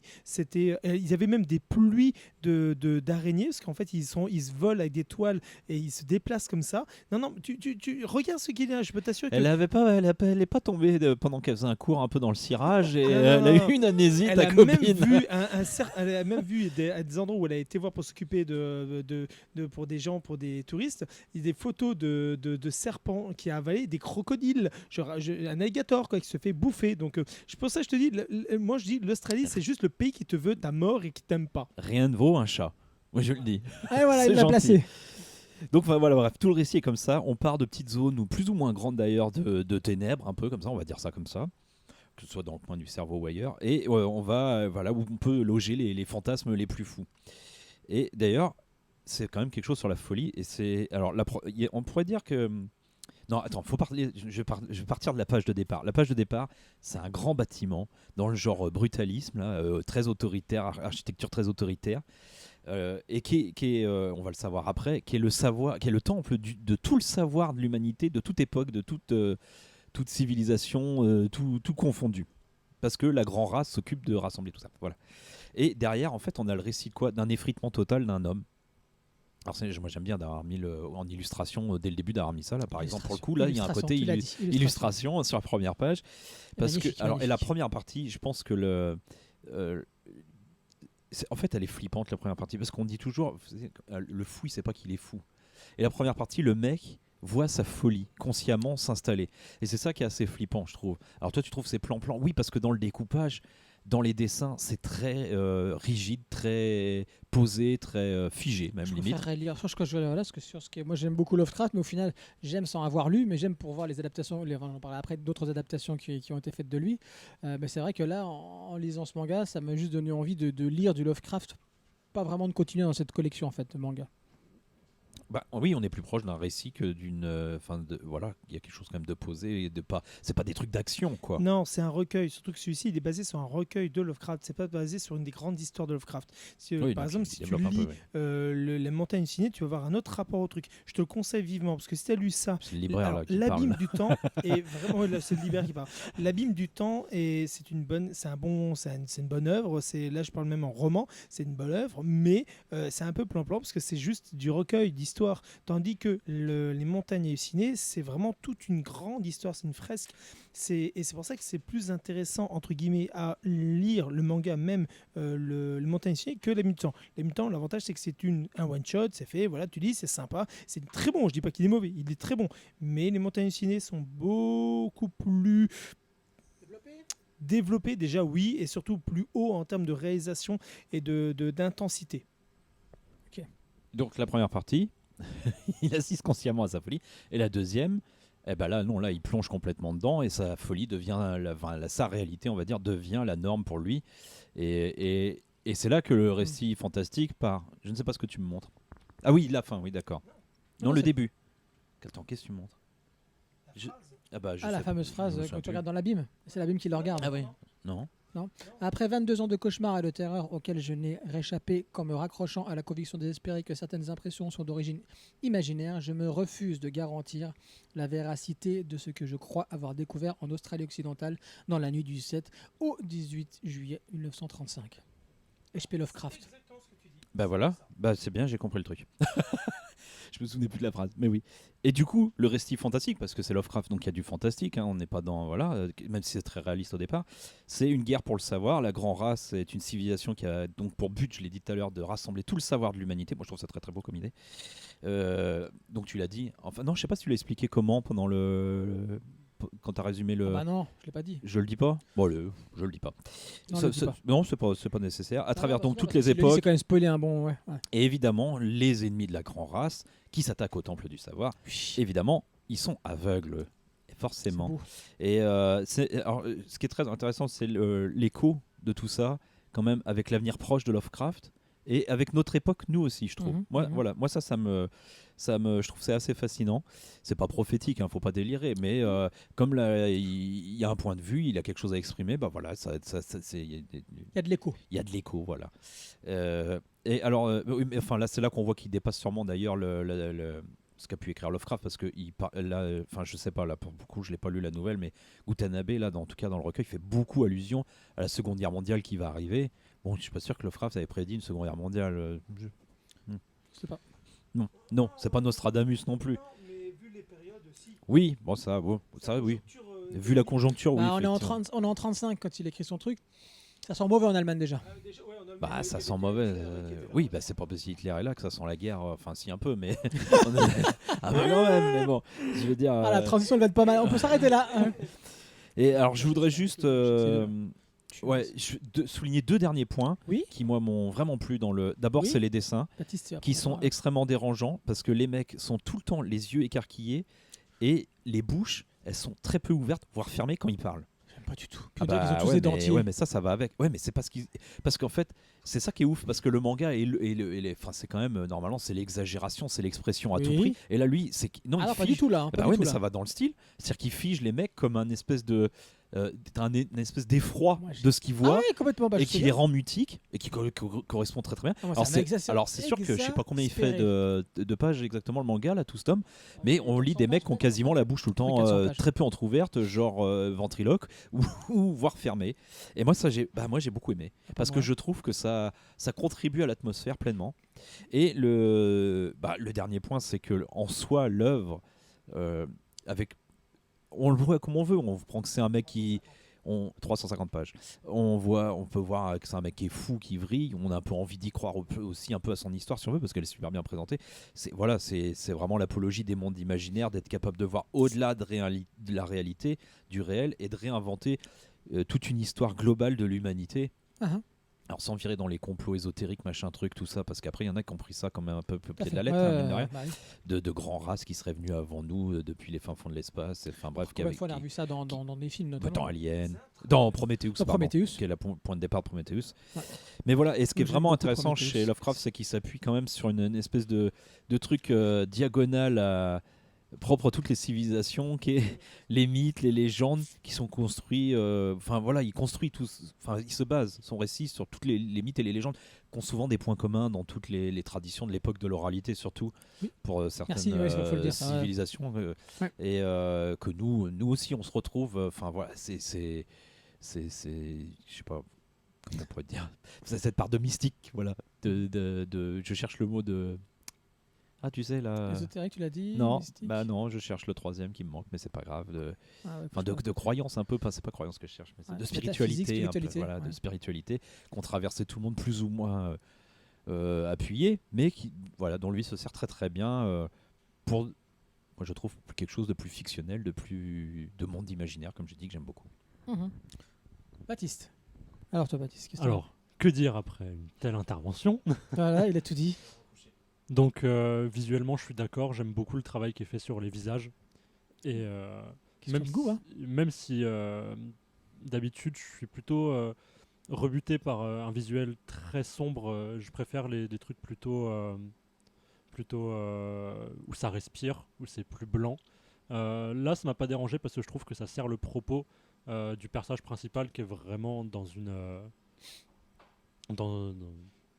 au plus profond de son âme, il est malade au fond de lui, il sait pas ce qui lui arrive et il est vraiment dans une enfin il est fou, oui, il est dans une noirceur, son être est plongé dans une noirceur infinie, et donc du coup ça m'a beaucoup plu le visuel. Après, au-delà de ça, le problème que j'ai souvent avec les nouvelles fantastiques, c'est que j'aime beaucoup le début, et dès qu'on commence à toucher aux réponses, ça me déçoit. Ok. Et là, c'est ce qui s'est passé. Je m'attendais pas vraiment à ça, je m'attendais plus à quelque chose vraiment du pur fantastique. Et là, le fait de toucher à tout ce qui est une question, je sais que Lovecraft, la grande race, tout ça exactement, mais là, du coup, dans le propos, dans la façon dont c'est amené, ça m'a un peu déçu parce que ça me déconnectait trop de la réalité du côté de terre à terre qu'avait le début de l'intrigue, je trouve. Enfin, pas Ah, mais tu forcément sais à quoi pas- t'attendre. Oui, voilà, forcément. Mais au moins, le début m'a beaucoup plu. La première moitié m'a beaucoup accroché. Toute l'histoire du personnage principal qui essaye de retrouver qu'est-ce qu'il a fait pendant les années où il a perdu la tête, Ouais. où il se souvient plus de rien. Mhm. Toutes les hallucinations qu'il a dans ses rêves. Voilà, qui se Ouais, souvient c'est des ça qui est rêves. super intéressant. Ouais. toutes les hallucinations qu'il a dans ses rêves, ça j'ai trouvé ça passionnant. Et dès que du coup ça devient concret, qu'on voit qu'est-ce qui fait qu'il a agi comme ça, qu'est-ce qui fait qu'il a ce genre d'hallucination, ça m'a perdu. Ça m'a perdu. Moi, je pense que. Et par contre, c'est qu'à la fin, ça reste quand même légèrement suggéré. On ne sait Mhm. pas vraiment si ce qui s'est passé est comme il l'a vu ou si c'est encore une hallucination. Parce qu'au final, comme d'habitude dans les trucs fantastiques, il est tout seul à la fin à avoir la révélation. Personne n'est avec lui. C'est le seul témoin. Donc du coup, c'est... Toi qui joues à des bons jeux vidéo, Oui. est-ce que tu as fait Bloodborne? Bloodborne, non. Parce que C'est très dommage. je sais très bien que les jeux From Software, je perdrai les cheveux que j'ai. Je tiens à mes Bah, cheveux. tu vois le résultat. Voilà, Ça, exactement. c'est un peu comme One Punch Man en fait.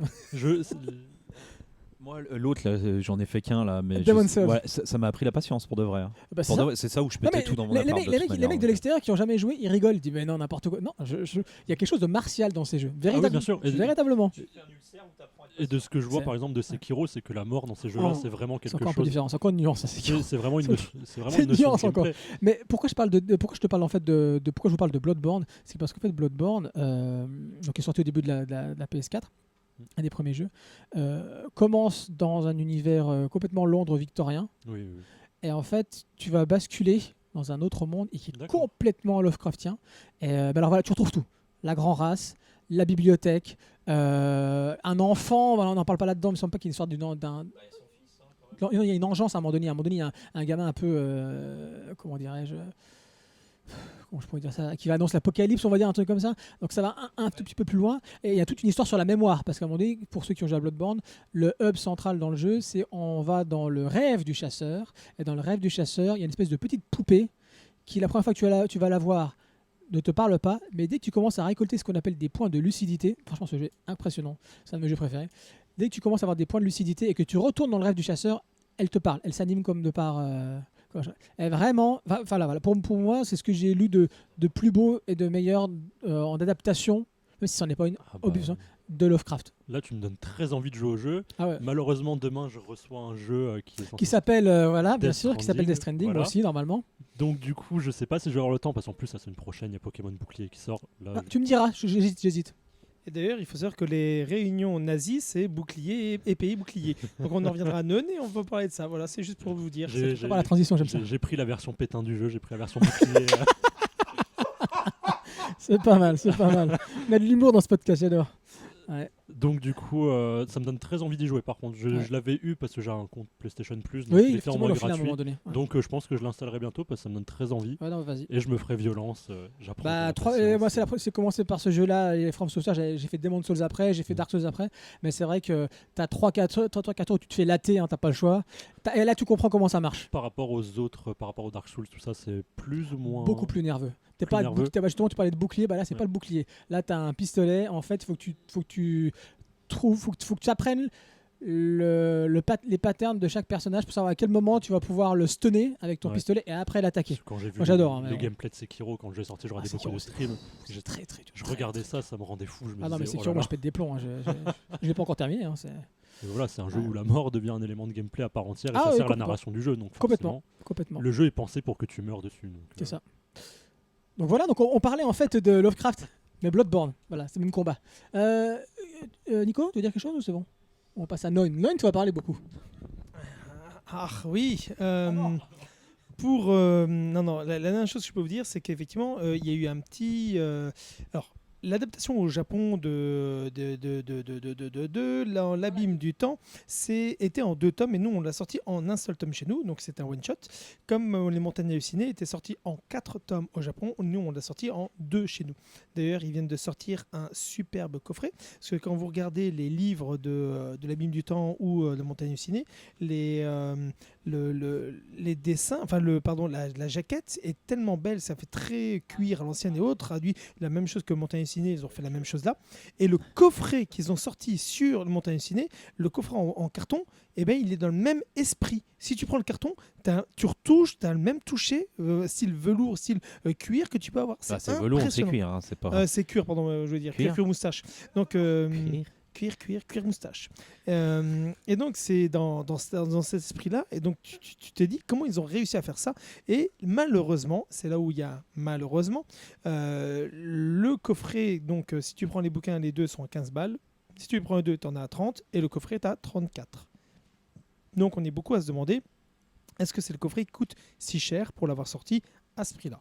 Donc on est assez. C'est pas beaucoup plus non plus. C'est quand même 4 balles. Oui, je sais bien. 4 balles. Toi, par exemple, pour Pluto de Urasawa, quand ils ont sorti le coffret. J'ai acheté tous les trucs et après ils ont sorti le coffret. J'ai les boules.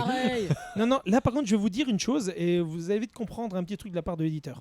Donc, ils ont. T'étais pas mon libraire à l'époque, sinon tu m'aurais dit qu'il y avait un coffret qui arrivait. Totalement, je te l'aurais dit. Il y avait le coffret de Pluto était moins cher que les livres. Mais pourquoi tu me racontes ça? Mais à l'époque, ils se sont dit on va le sortir à ce prix-là et ils ont perdu de l'argent avec ce coffret. Ils ont vendu plein. Évidemment, on a tous acheté les tomes avant. Moi, j'ai pas racheté le coffret. Mais même le coffret, quand ils vendaient un coffret, ils perdaient de l'argent parce qu'au prix qu'ils le faisaient. Donc, mais nous, on le savait pas. Parce que quand ils ont sorti pour la 3e fois le coffret, il a pris 4 balles. 4 balles pour 8 tomes avec un Excebris. Donc là, tu te dis 4 balles de plus. Bon, ça fait un peu mal, mais le carton, c'est un carton qui s'emboîte, qui est un peu brillant, spécial, avec l'Exebris. Tu te dis, bon, 4 balles, ça fait un peu mal. Mais là, tu te rends compte qu'en fait, tu payes le prix des 8 tomes avec ça. Donc, c'est vraiment le prix. Donc là, sur le coup, oui, c'était pour qu'ils gagnent enfin de l'argent. Mais là, sur le coup, le sortir là pour la première fois dans ce coffret-là, même s'il est beau le coffret, tu as l'impression que c'est un livre ancien, un gros livre ancien. C'est super beau, c'est super chouette. Tu prends l'objet, tu payes l'objet. Mais voilà, tu payes comme 4 balles. Moi, en fait, ce que je vous dis, c'est simple, c'est la réaction des clients qui m'ont dit là. C'est pour ça que si vous voulez avoir un beau coffret, vous allez mettre 4 balles de plus. Mais si vous voulez économiser, achetez-le en séparé.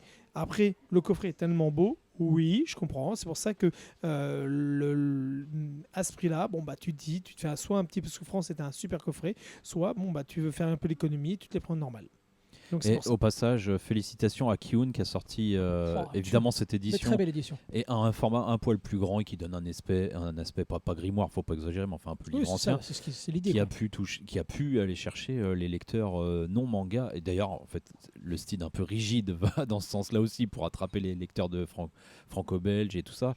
Et parce que le but était quand même que le bouquin finisse dans les rayons SF fantastique aussi et pas que chez les libraires. En broché, style broché, un peu qui donne une matière, mais c'est pas évidemment la bonne idée. Tout en étant qui fait cet effet un peu dur mais tout en étant comme souple parce que c'est le côté un peu cuir dessus, mais vraiment c'est un style vieux livre. En plus ils ont une reliure qui fait que tu peux l'ouvrir en grand sans l'abîmer. C'est vraiment une reliure à l'ancienne, ça le vaut. C'est un très très très bel objet, il est hyper qualif. Comme et là vraiment Kiun avec ça ils ont monté d'un niveau, ils ont fait un up sur cette série. Je pense que déjà quand tu regardes ils sont super bien, et quand tu regardes déjà les jaquettes de comme c'est les liens du sang ou de Magus of Liberty qui était en canson comme ça avec un relief qui était magnifique, mais c'est une pochette canson.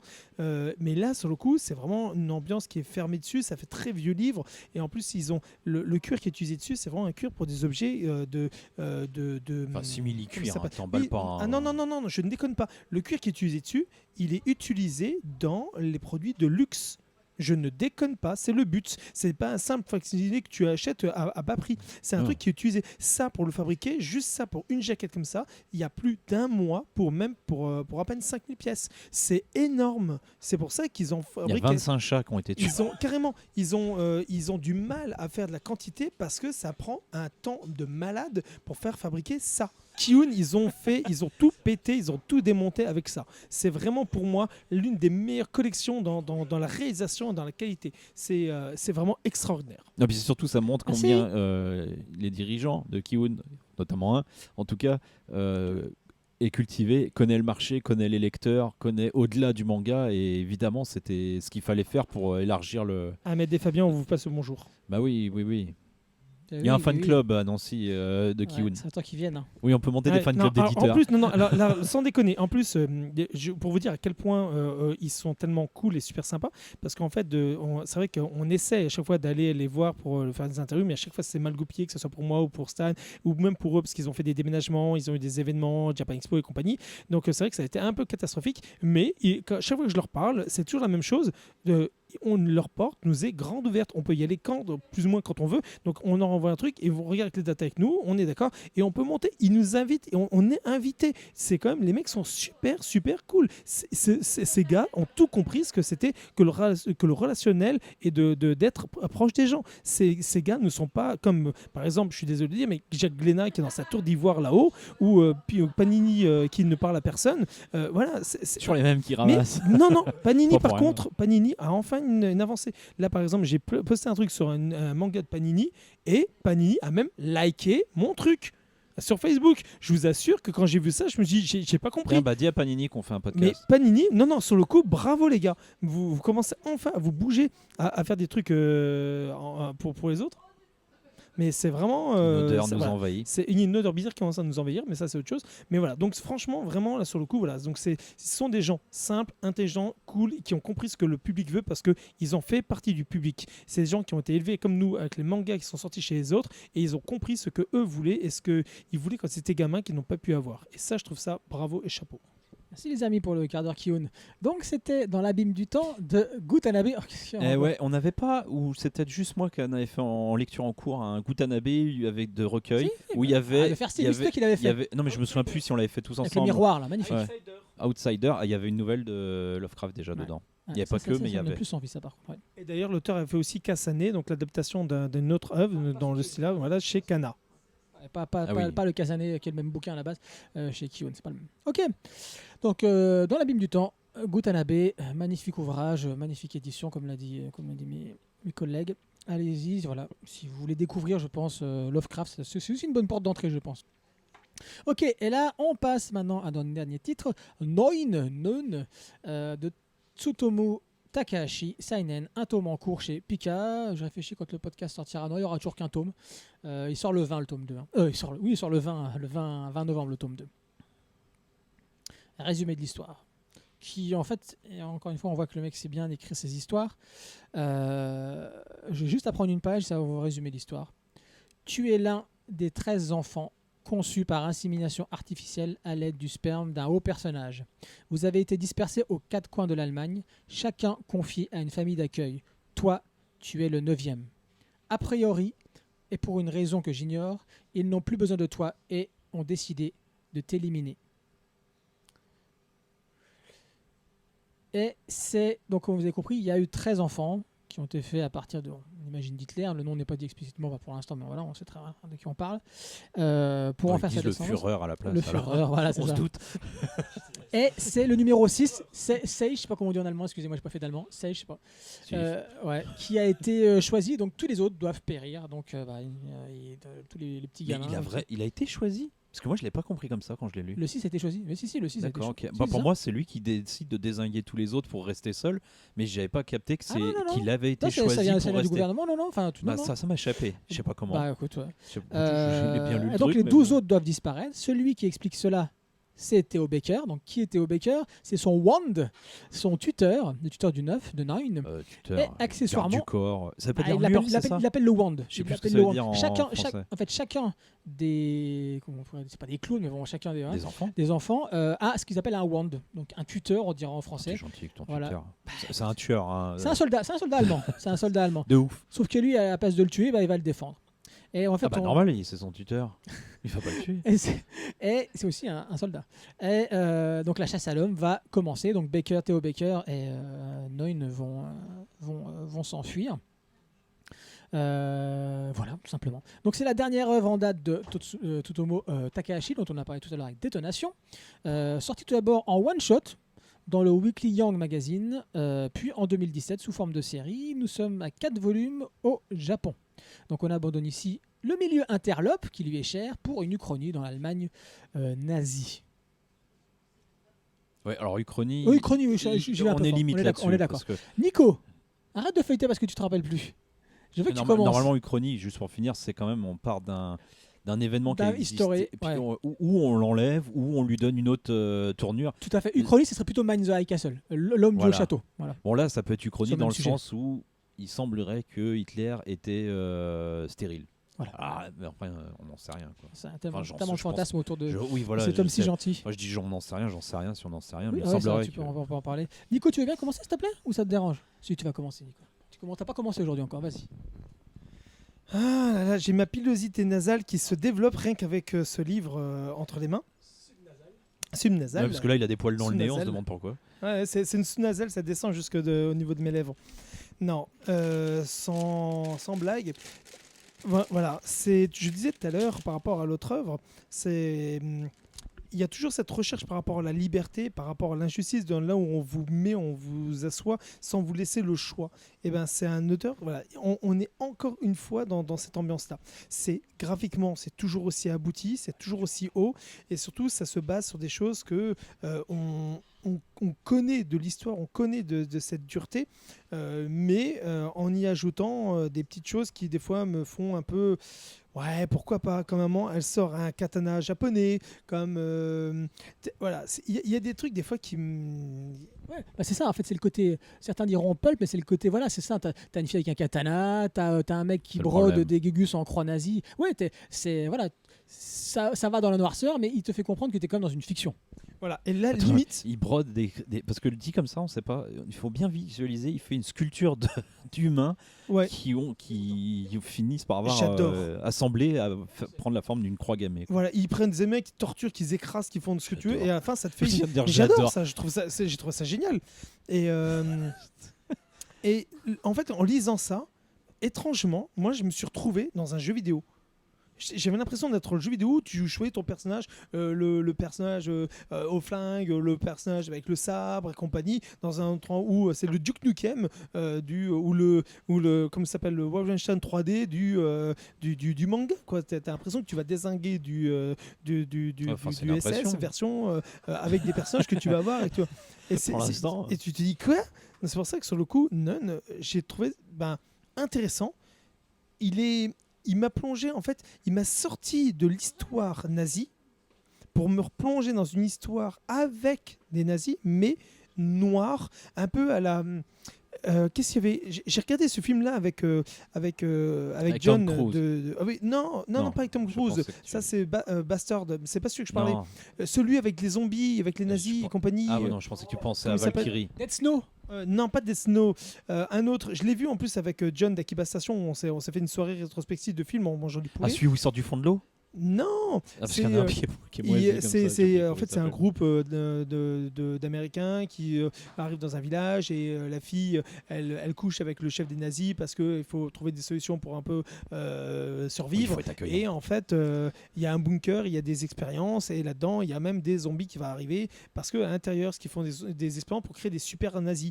Et en fait, c'est ça. Et c'est vraiment... ça m'a fait rire, c'était un nanar, ça m'a fait penser un peu à ça. Je me replongeais dedans, j'avais l'impression d'avoir le côté un peu surréaliste de certaines choses, tout en étant... on te fait bien comprendre que il y a des choses, des fois, qu'on peut-être pas dit chez les nazis. Alors, c'est vrai qu'il a été prouvé qu'à un moment, ils avaient commencé à faire des expériences en pensant à l'ADN et n'importe quoi. Et surtout qu'ils ne maîtrisaient pas, s'ils n'avaient pas une technique. Et on se dit qu'aujourd'hui, s'ils avaient pu, et qu'on avait fait des choses comme ça, assimilation et autres, ou transmission des gènes, ou même de l'intelligence, est-ce que c'est pas dans l'optique de se dire que c'est comment ça s'appelle, la mémoire génétique qu'il faut garder, ou quoi que ce soit. Et tu te dis, c'est quand même jusqu'où on est prêt à aller, où eux sont prêts à aller, aussi bien dans leur camp que dans le camp adverse. Et c'est ça qui est fort. C'est pour ça que j'ai trouvé ça hyper intéressant. Comme le soldat, le sort de général, le colonel qui tue même tous ces hommes pour qu'ils cachent la vérité, pour pas qu'ils soient au courant, parce qu'ils ont vu une femme morte et qu'il fallait surtout pas la voir, et donc ils tuent même tous ces hommes pour être sûr que personne ne soit au courant. Et là tu te dis quoi.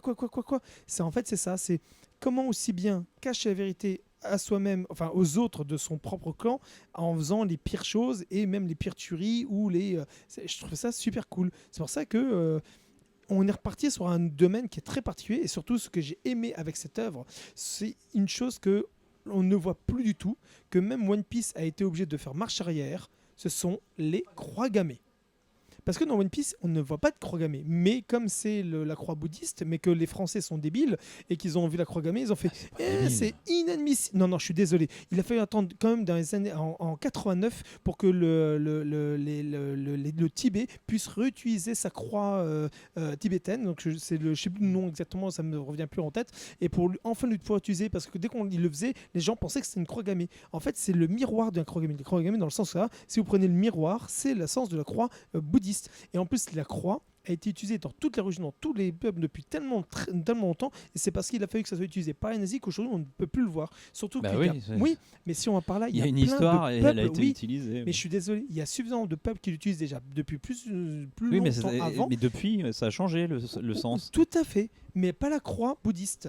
Et dans One Piece, c'était la croix bouddhiste. Sauf que nous, on a vu comme une croix allemande. Et on pensait que c'était la croix nazie. Ça, je suis d'accord. Et donc, ils ont dû l'enlever. Et c'est comme ça. C'est comme dans l'habitant de l'infini. C'est pareil. Il y a la croix bouddhiste. Et à un moment, ils découpent un mec dans le sens de la croix bouddhiste. Etc. Voilà. Et il y en a plein. Et ils portaient même dans le dos la croix. Au Japon, on peut en voir aussi certains endroits. Voilà. Mais chez nous, on s'est dit même. que les gens ne vont pas comprendre et vont critiquer. C'est ce qui s'est passé. Et là-dedans, le fait de la montrer, c'est justement pour moi. Là, on montre la vraie croix gammée. Hein. Mais moi, j'ai trouvé ça très intelligent parce que, encore une fois, il y a des choses, si on ne les montre pas, si on s'en cache d'en parler, c'est comme dire pour Voldemort, tu sais qui, ceux qu'on ne prononce pas le nom. C'est horrible. Moi, je connais une personne dont on dit pas le nom. Voilà. Parce que dès que tu dis son nom, t'arrives une merde dans la vie quand même. Hein. Bon, elle habite pas loin, enfin, on va éviter d'en parler. Ouais, j'espère bien. Mais en tout cas, c'est ça, le fait de le montrer, ça permet de pouvoir aussi, je vais pas dire dédiaboliser, non, mais pouvoir mettre le doigt sur des choses qui font mal, qu'on ne parle pas ou qu'on essaie de pas parler ou qu'on le sait sans en parler. Là, t'es en train de réduire au manga et à deux trucs.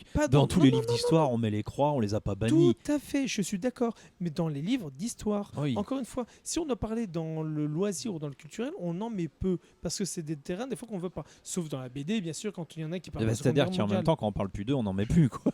Oui, tout à fait. Sauf si on se revendique d'eux. Mais là, le fait de pouvoir le mettre, c'est pouvoir vraiment appuyer pour donner ce côté réaliste, ce côté surréaliste. C'est ça aussi qui là, il l'a bien mis, hein, c'est en couverture, c'est partout. Mais bon, je veux dire, il faisait ça, il les mettait partout. Et c'est pour jouer sur cette force et cet impact. Et j'ai trouvé ça très fort. Et je ne dis pas que c'est pas bien ou que c'est bien ou quoi que ce soit, mais c'est le fait de pouvoir le faire, le mettre, qui permet justement d'appuyer ce propos. Quand tu vas l'ouvrir, tu vas savoir de quoi tu parles. Et c'est tellement fort, c'est dès le début voir ça, c'est fort. Parce que beaucoup ne le feraient pas, parce qu'ils auraient peur de le mettre. Et cet éditeur a eu pas les Japonais. Oui, mais les Japonais n'ont pas le même rapport que nous par rapport à non, ça c'est sûr, on n'a pas fait les mêmes choix. Oui, ils étaient un petit peu copains avec eux, donc voilà. Hein. Mais les Japonais, par exemple, truc très important, quand vous regardez des costumes, des vêtements militaires au Japon, ou dans la plupart des mangas, ils sont majoritairement tirés de l'armée allemande. Parce qu'ils sont très fans de ces costumes. Ils ont gardé une partie de la langue. Hein. On le voit dans Gun, par exemple, il y a beaucoup de mots en allemand. Mais beaucoup, dans Evangelion. Mais bon, c'est lié à la philosophie aussi, par ailleurs. Il n'y a pas que ça, c'est qu'ils sont fans de la culture européenne.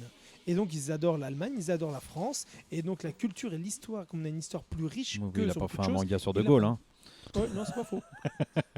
Mais voilà, donc en tout cas, non, moi j'étais vraiment admiratif de l'œuvre. Mais moi, j'ai pas du tout la même lecture que toi du manga, parce que pour moi, Kino, c'est très réaliste, je trouve. Dans un premier temps, ouais, mais du coup, j'ai pas du tout l'impression d'être dans un jeu vidéo ou je ne sais quoi. Pour moi, c'est très très réaliste jusqu'à l'arrivée de la. Non, c'est dans la caricature qu'on retrouve que je m'a fait plonger dedans. Dès le début, moi, pour moi, j'ai l'impression de suivre une part cachée de l'histoire. Limite, c'est le genre de truc qu'on t'a pas jamais montré, jamais dit, parce qu'il ne fallait pas te le dire. Et c'est pour ça que oui, je suis d'accord avec toi. Mais c'est au moment où on commence à voir les personnages arriver avec l'épée et compagnie. Voilà, c'est là où ça m'a. Moi, j'ai un problème en fait avec ce personnage parce que justement, t'as un truc qui est vous retrouverez sur la couve du deuxième tome. Qui est traité très réaliste, son histoire. Il apprend vraiment au premier degré. Hitler aurait essayé d'avoir une descendance, on l'aurait éclaté pour la protéger, pour qu'on soit sûr qu'il ait vraiment une descendance. Et puis c'est un programme comme un autre des nazis. Puis au bout d'un moment, on fait demi-tour et on oublie. Et tout ça, ça va très bien. Surtout qu'on voit des personnages historiques réels nazis. Et puis d'un coup, t'as une meuf qui déboule qui est même pas allemande, qui est asiatique, elle le dit, avec un sabre. Et là je me dis, oh là, ouais, là, on vire manga et on perd le réalisme. Et en même temps, je suis partagé parce que j'aime bien ce qu'il en fait. Ça me plaît quand même. Mais il y a une rupture de ton, je trouve, arrivée à ce niveau-là, ou une rupture un peu sur la promesse de dépôt Ah ouais. qu'on est un peu en train d'installer, moi qui me pose problème quand même. C'est ça, c'est pour ça que c'est à ce moment-là que je me suis retrouvé dans un jeu vidéo. Bah ouais, mais- c'est pour ça que je dis pas voilà. tout à fait la même lecture C'est- que toi, mais au bout d'un moment, Voilà, mais pareil que toi, j'ai bien aimé comment il faisait le traitement et compagnie. Mais je trouve que c'était un peu dommage la manière que ça t'a amené. Encore, elle aurait une épée, un truc européen, j'aurais compris si c'était là-dessus. Mais non, il faut que ce soit une asiatique, en plus japonaise visiblement, qui. Voilà. Bon, après, c'était cool quand même, mais bon. ouais, mais ouais, j'aime bien ce qu'il en fait, mais ouais, voilà, je trouve qu'il y a la moitié du tome à peu près là où on change un peu de direction quand même. Je me demande si c'est pas comme tu l'as dit qu'il l'avait sorti, ce qui est assez régulier au Japon, hein, une histoire courte. Si À elle, la base, ouais. elle tomberait pas par là, et puis que finalement quand il reprend, il part un peu sur autre chose parce que son idée a un peu changé, ou enfin il faut faire avancer le récit surtout. Ouais. Donc ça, de toute manière, il y a un problème. Enfin, il y a un problème. Si tu fais une œuvre qui se passe que chez des nazis, qu'on va quand même dire que majoritairement les gens en pensent pas du bien, on va dire ça comme ça, on les assimile à quelque chose de mauvais, il y a toujours ce problème de l'identification. Donc il y a un moment donné, moi c'est ça que j'aime bien, c'est il va falloir qu'ils trouvent une parade, hein, et puis évidemment parce que sinon c'est difficile de nous se dire ouais, je me retrouve dans ce nazi et je vais suivre l'histoire du coup. Donc là effectivement, ce qui est bien c'est de retourner le système contre lui-même de l'intérieur.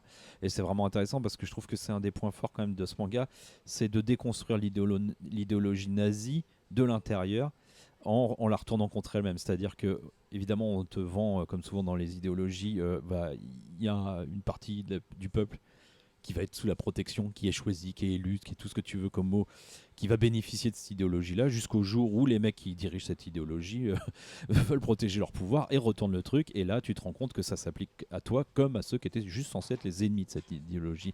C'est clair ce que je je dis? Oui, C'est-à-dire c'est que- clair, c'est clair. Mais, Histoire de trois Adolphes, Voilà. on le retrouve très fort dedans entre Adolphe l'allemand, Adolphe Voilà. le juif et le rapport qu'ils avaient au début et comment ça a même par la suite. alors là, il y a même des petites pointes d'humour que moi je trouve assez savoureuses pour Ça le coup. passe, ouais. Le gamin qui ne sait pas qui est son père, hein, mais qui est un peu maladroit, qui se plante la gueule en courant et qui se relève en disant mes parents ne devaient pas être, parce qu'il ne connaît pas ses Ah, parents, pour mais le il sait coup, qu'il n'a pas, mais mes parents ne devaient pas être sportifs. Bon voilà, c'est le pied Ouais. de nez à Hitler qui est loin de, Ouais, puis de- pour le de la coup, figure arienne qui nous C'est a bien que vendu. tu parles de c'est un peu normal. De ce personnage-là, c'est que lui, on a l'impression qu'il vient pas du tout de l'univers de Takahashi, quoi. Il est tellement naïf et gentil que Ah tu oui, dis. oui. Ouais, mais je pense que ça va finir par changer avec ce qu'il va bien voir. évidemment. Il y a ça, après il y a d'autres thématiques. Moi je sais pas trop ce qui bricole l'auteur avec la religion chrétienne. Je trouve que c'est pas très clair les associations parce qu'il y a 13 enfants, Théo. Ça s'appelle Ouais, Théo, Dieu, donc. ouais. Enfin voilà, il fait une espèce d'association qui est un peu bizarre, qui n'était pas le cas, hein, pour le coup, puisqu'ils avaient revendiqué des divinités beaucoup plus anciennes, beaucoup plus Tout à fait, germaniques tout à fait. et pré-chrétiennes. Donc je sais pas trop où il va avec ça, parce que ça revient quand même, il y a une église qui brûle aussi. Enfin voilà. Très belle planche, d'ailleurs. Ouais, il y a en plus superbe, ouais. Une pleine page. Il y a plein de choses qui reviennent à cette thématique-là, je comprends pas trop où il va. Ce qui est certain, c'est que ce premier tome est loin de tout nous révéler, que Ouais. les possibilités sont énormes derrière, Ouais. en termes d'aventure, parce que les mecs se retrouvent en fuite en Allemagne avec les nazis au cul quand même, en sachant ce que c'est, puisque le Théo, lui, le Théo en fait refuse de tuer le môme. Et Tout à fait. refuse de se soumettre aux soldats qui arrivent pour, on va dire, nettoyer tout ce Ouais. programme, parce que lui, il estime que ses ordres viennent de plus haut.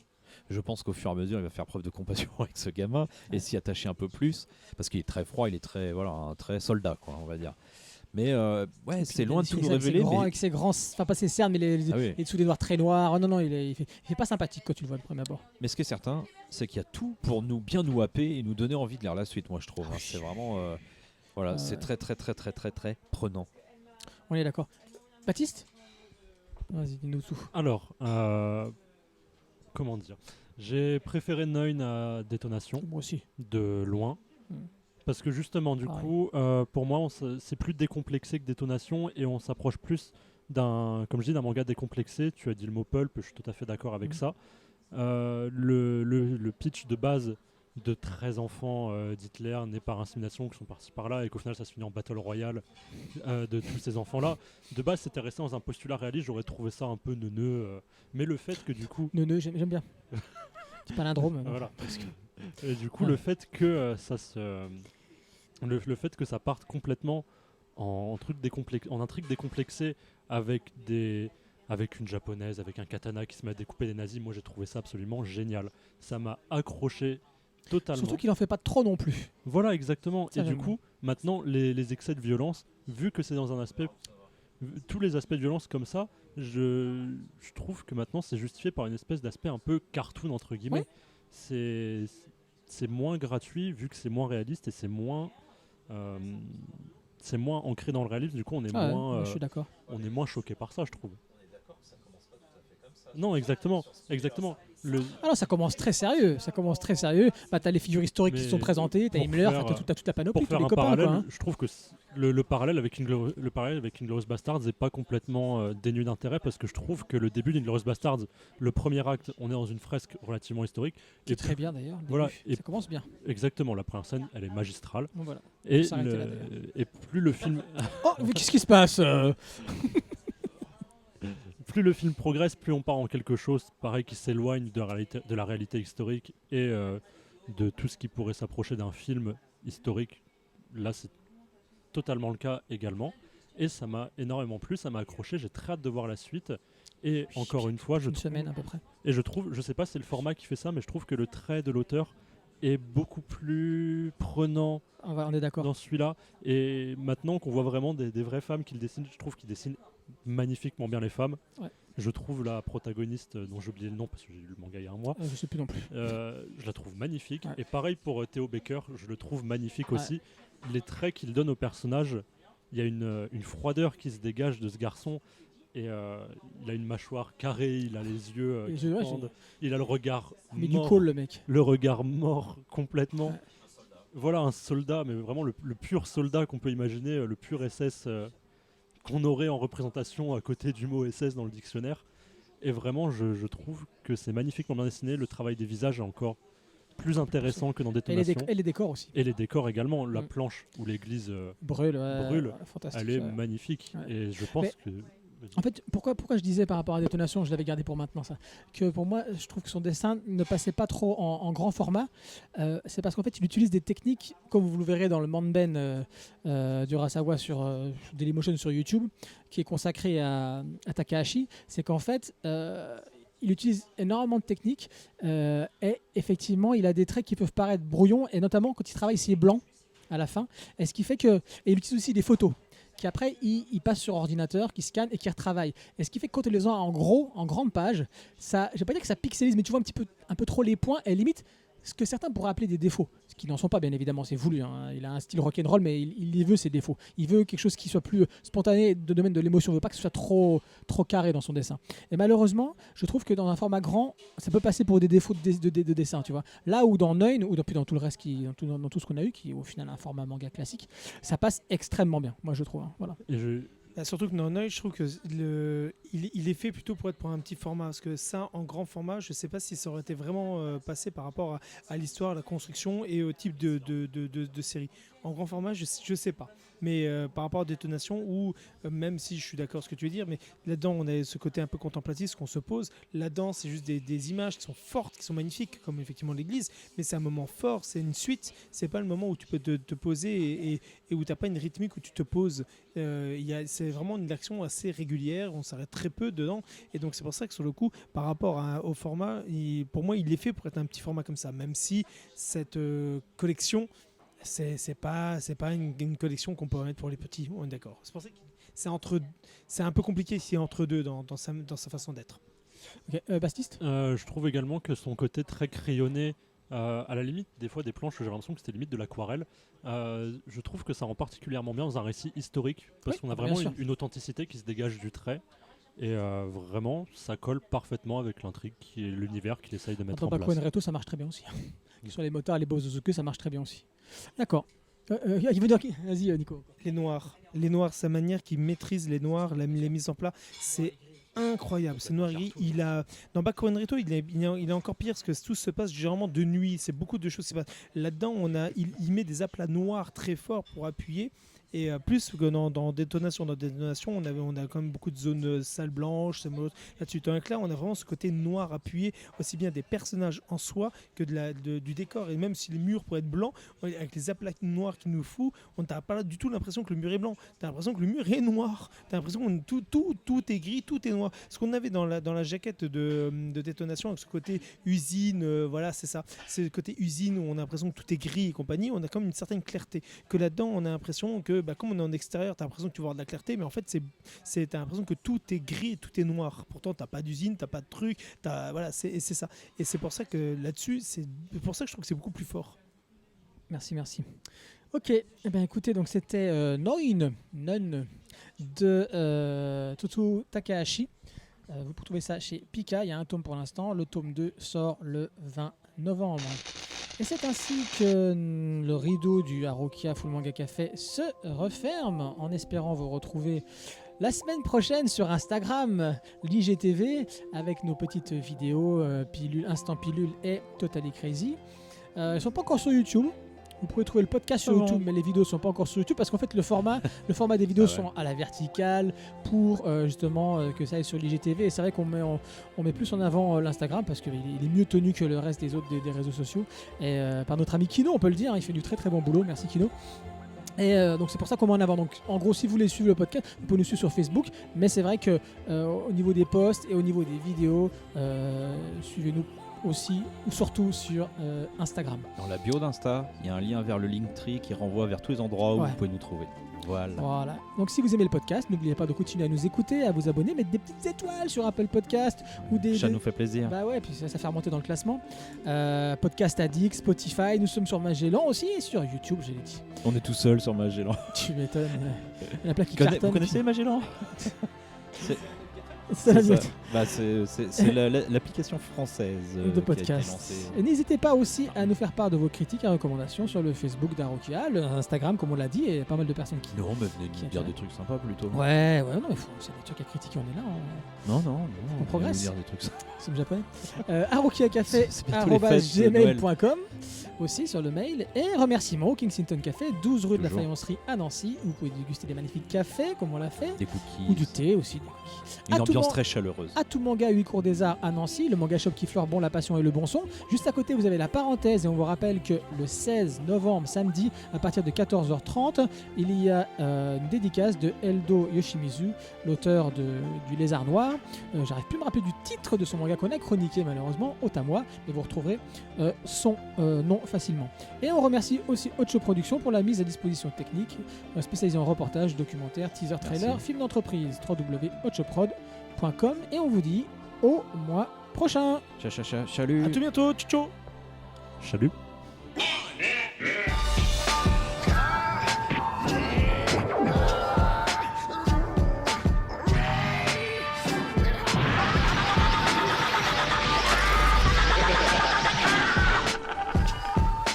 Mais d'où cette fantastique connaissance et cette énergie peuvent-elles venir?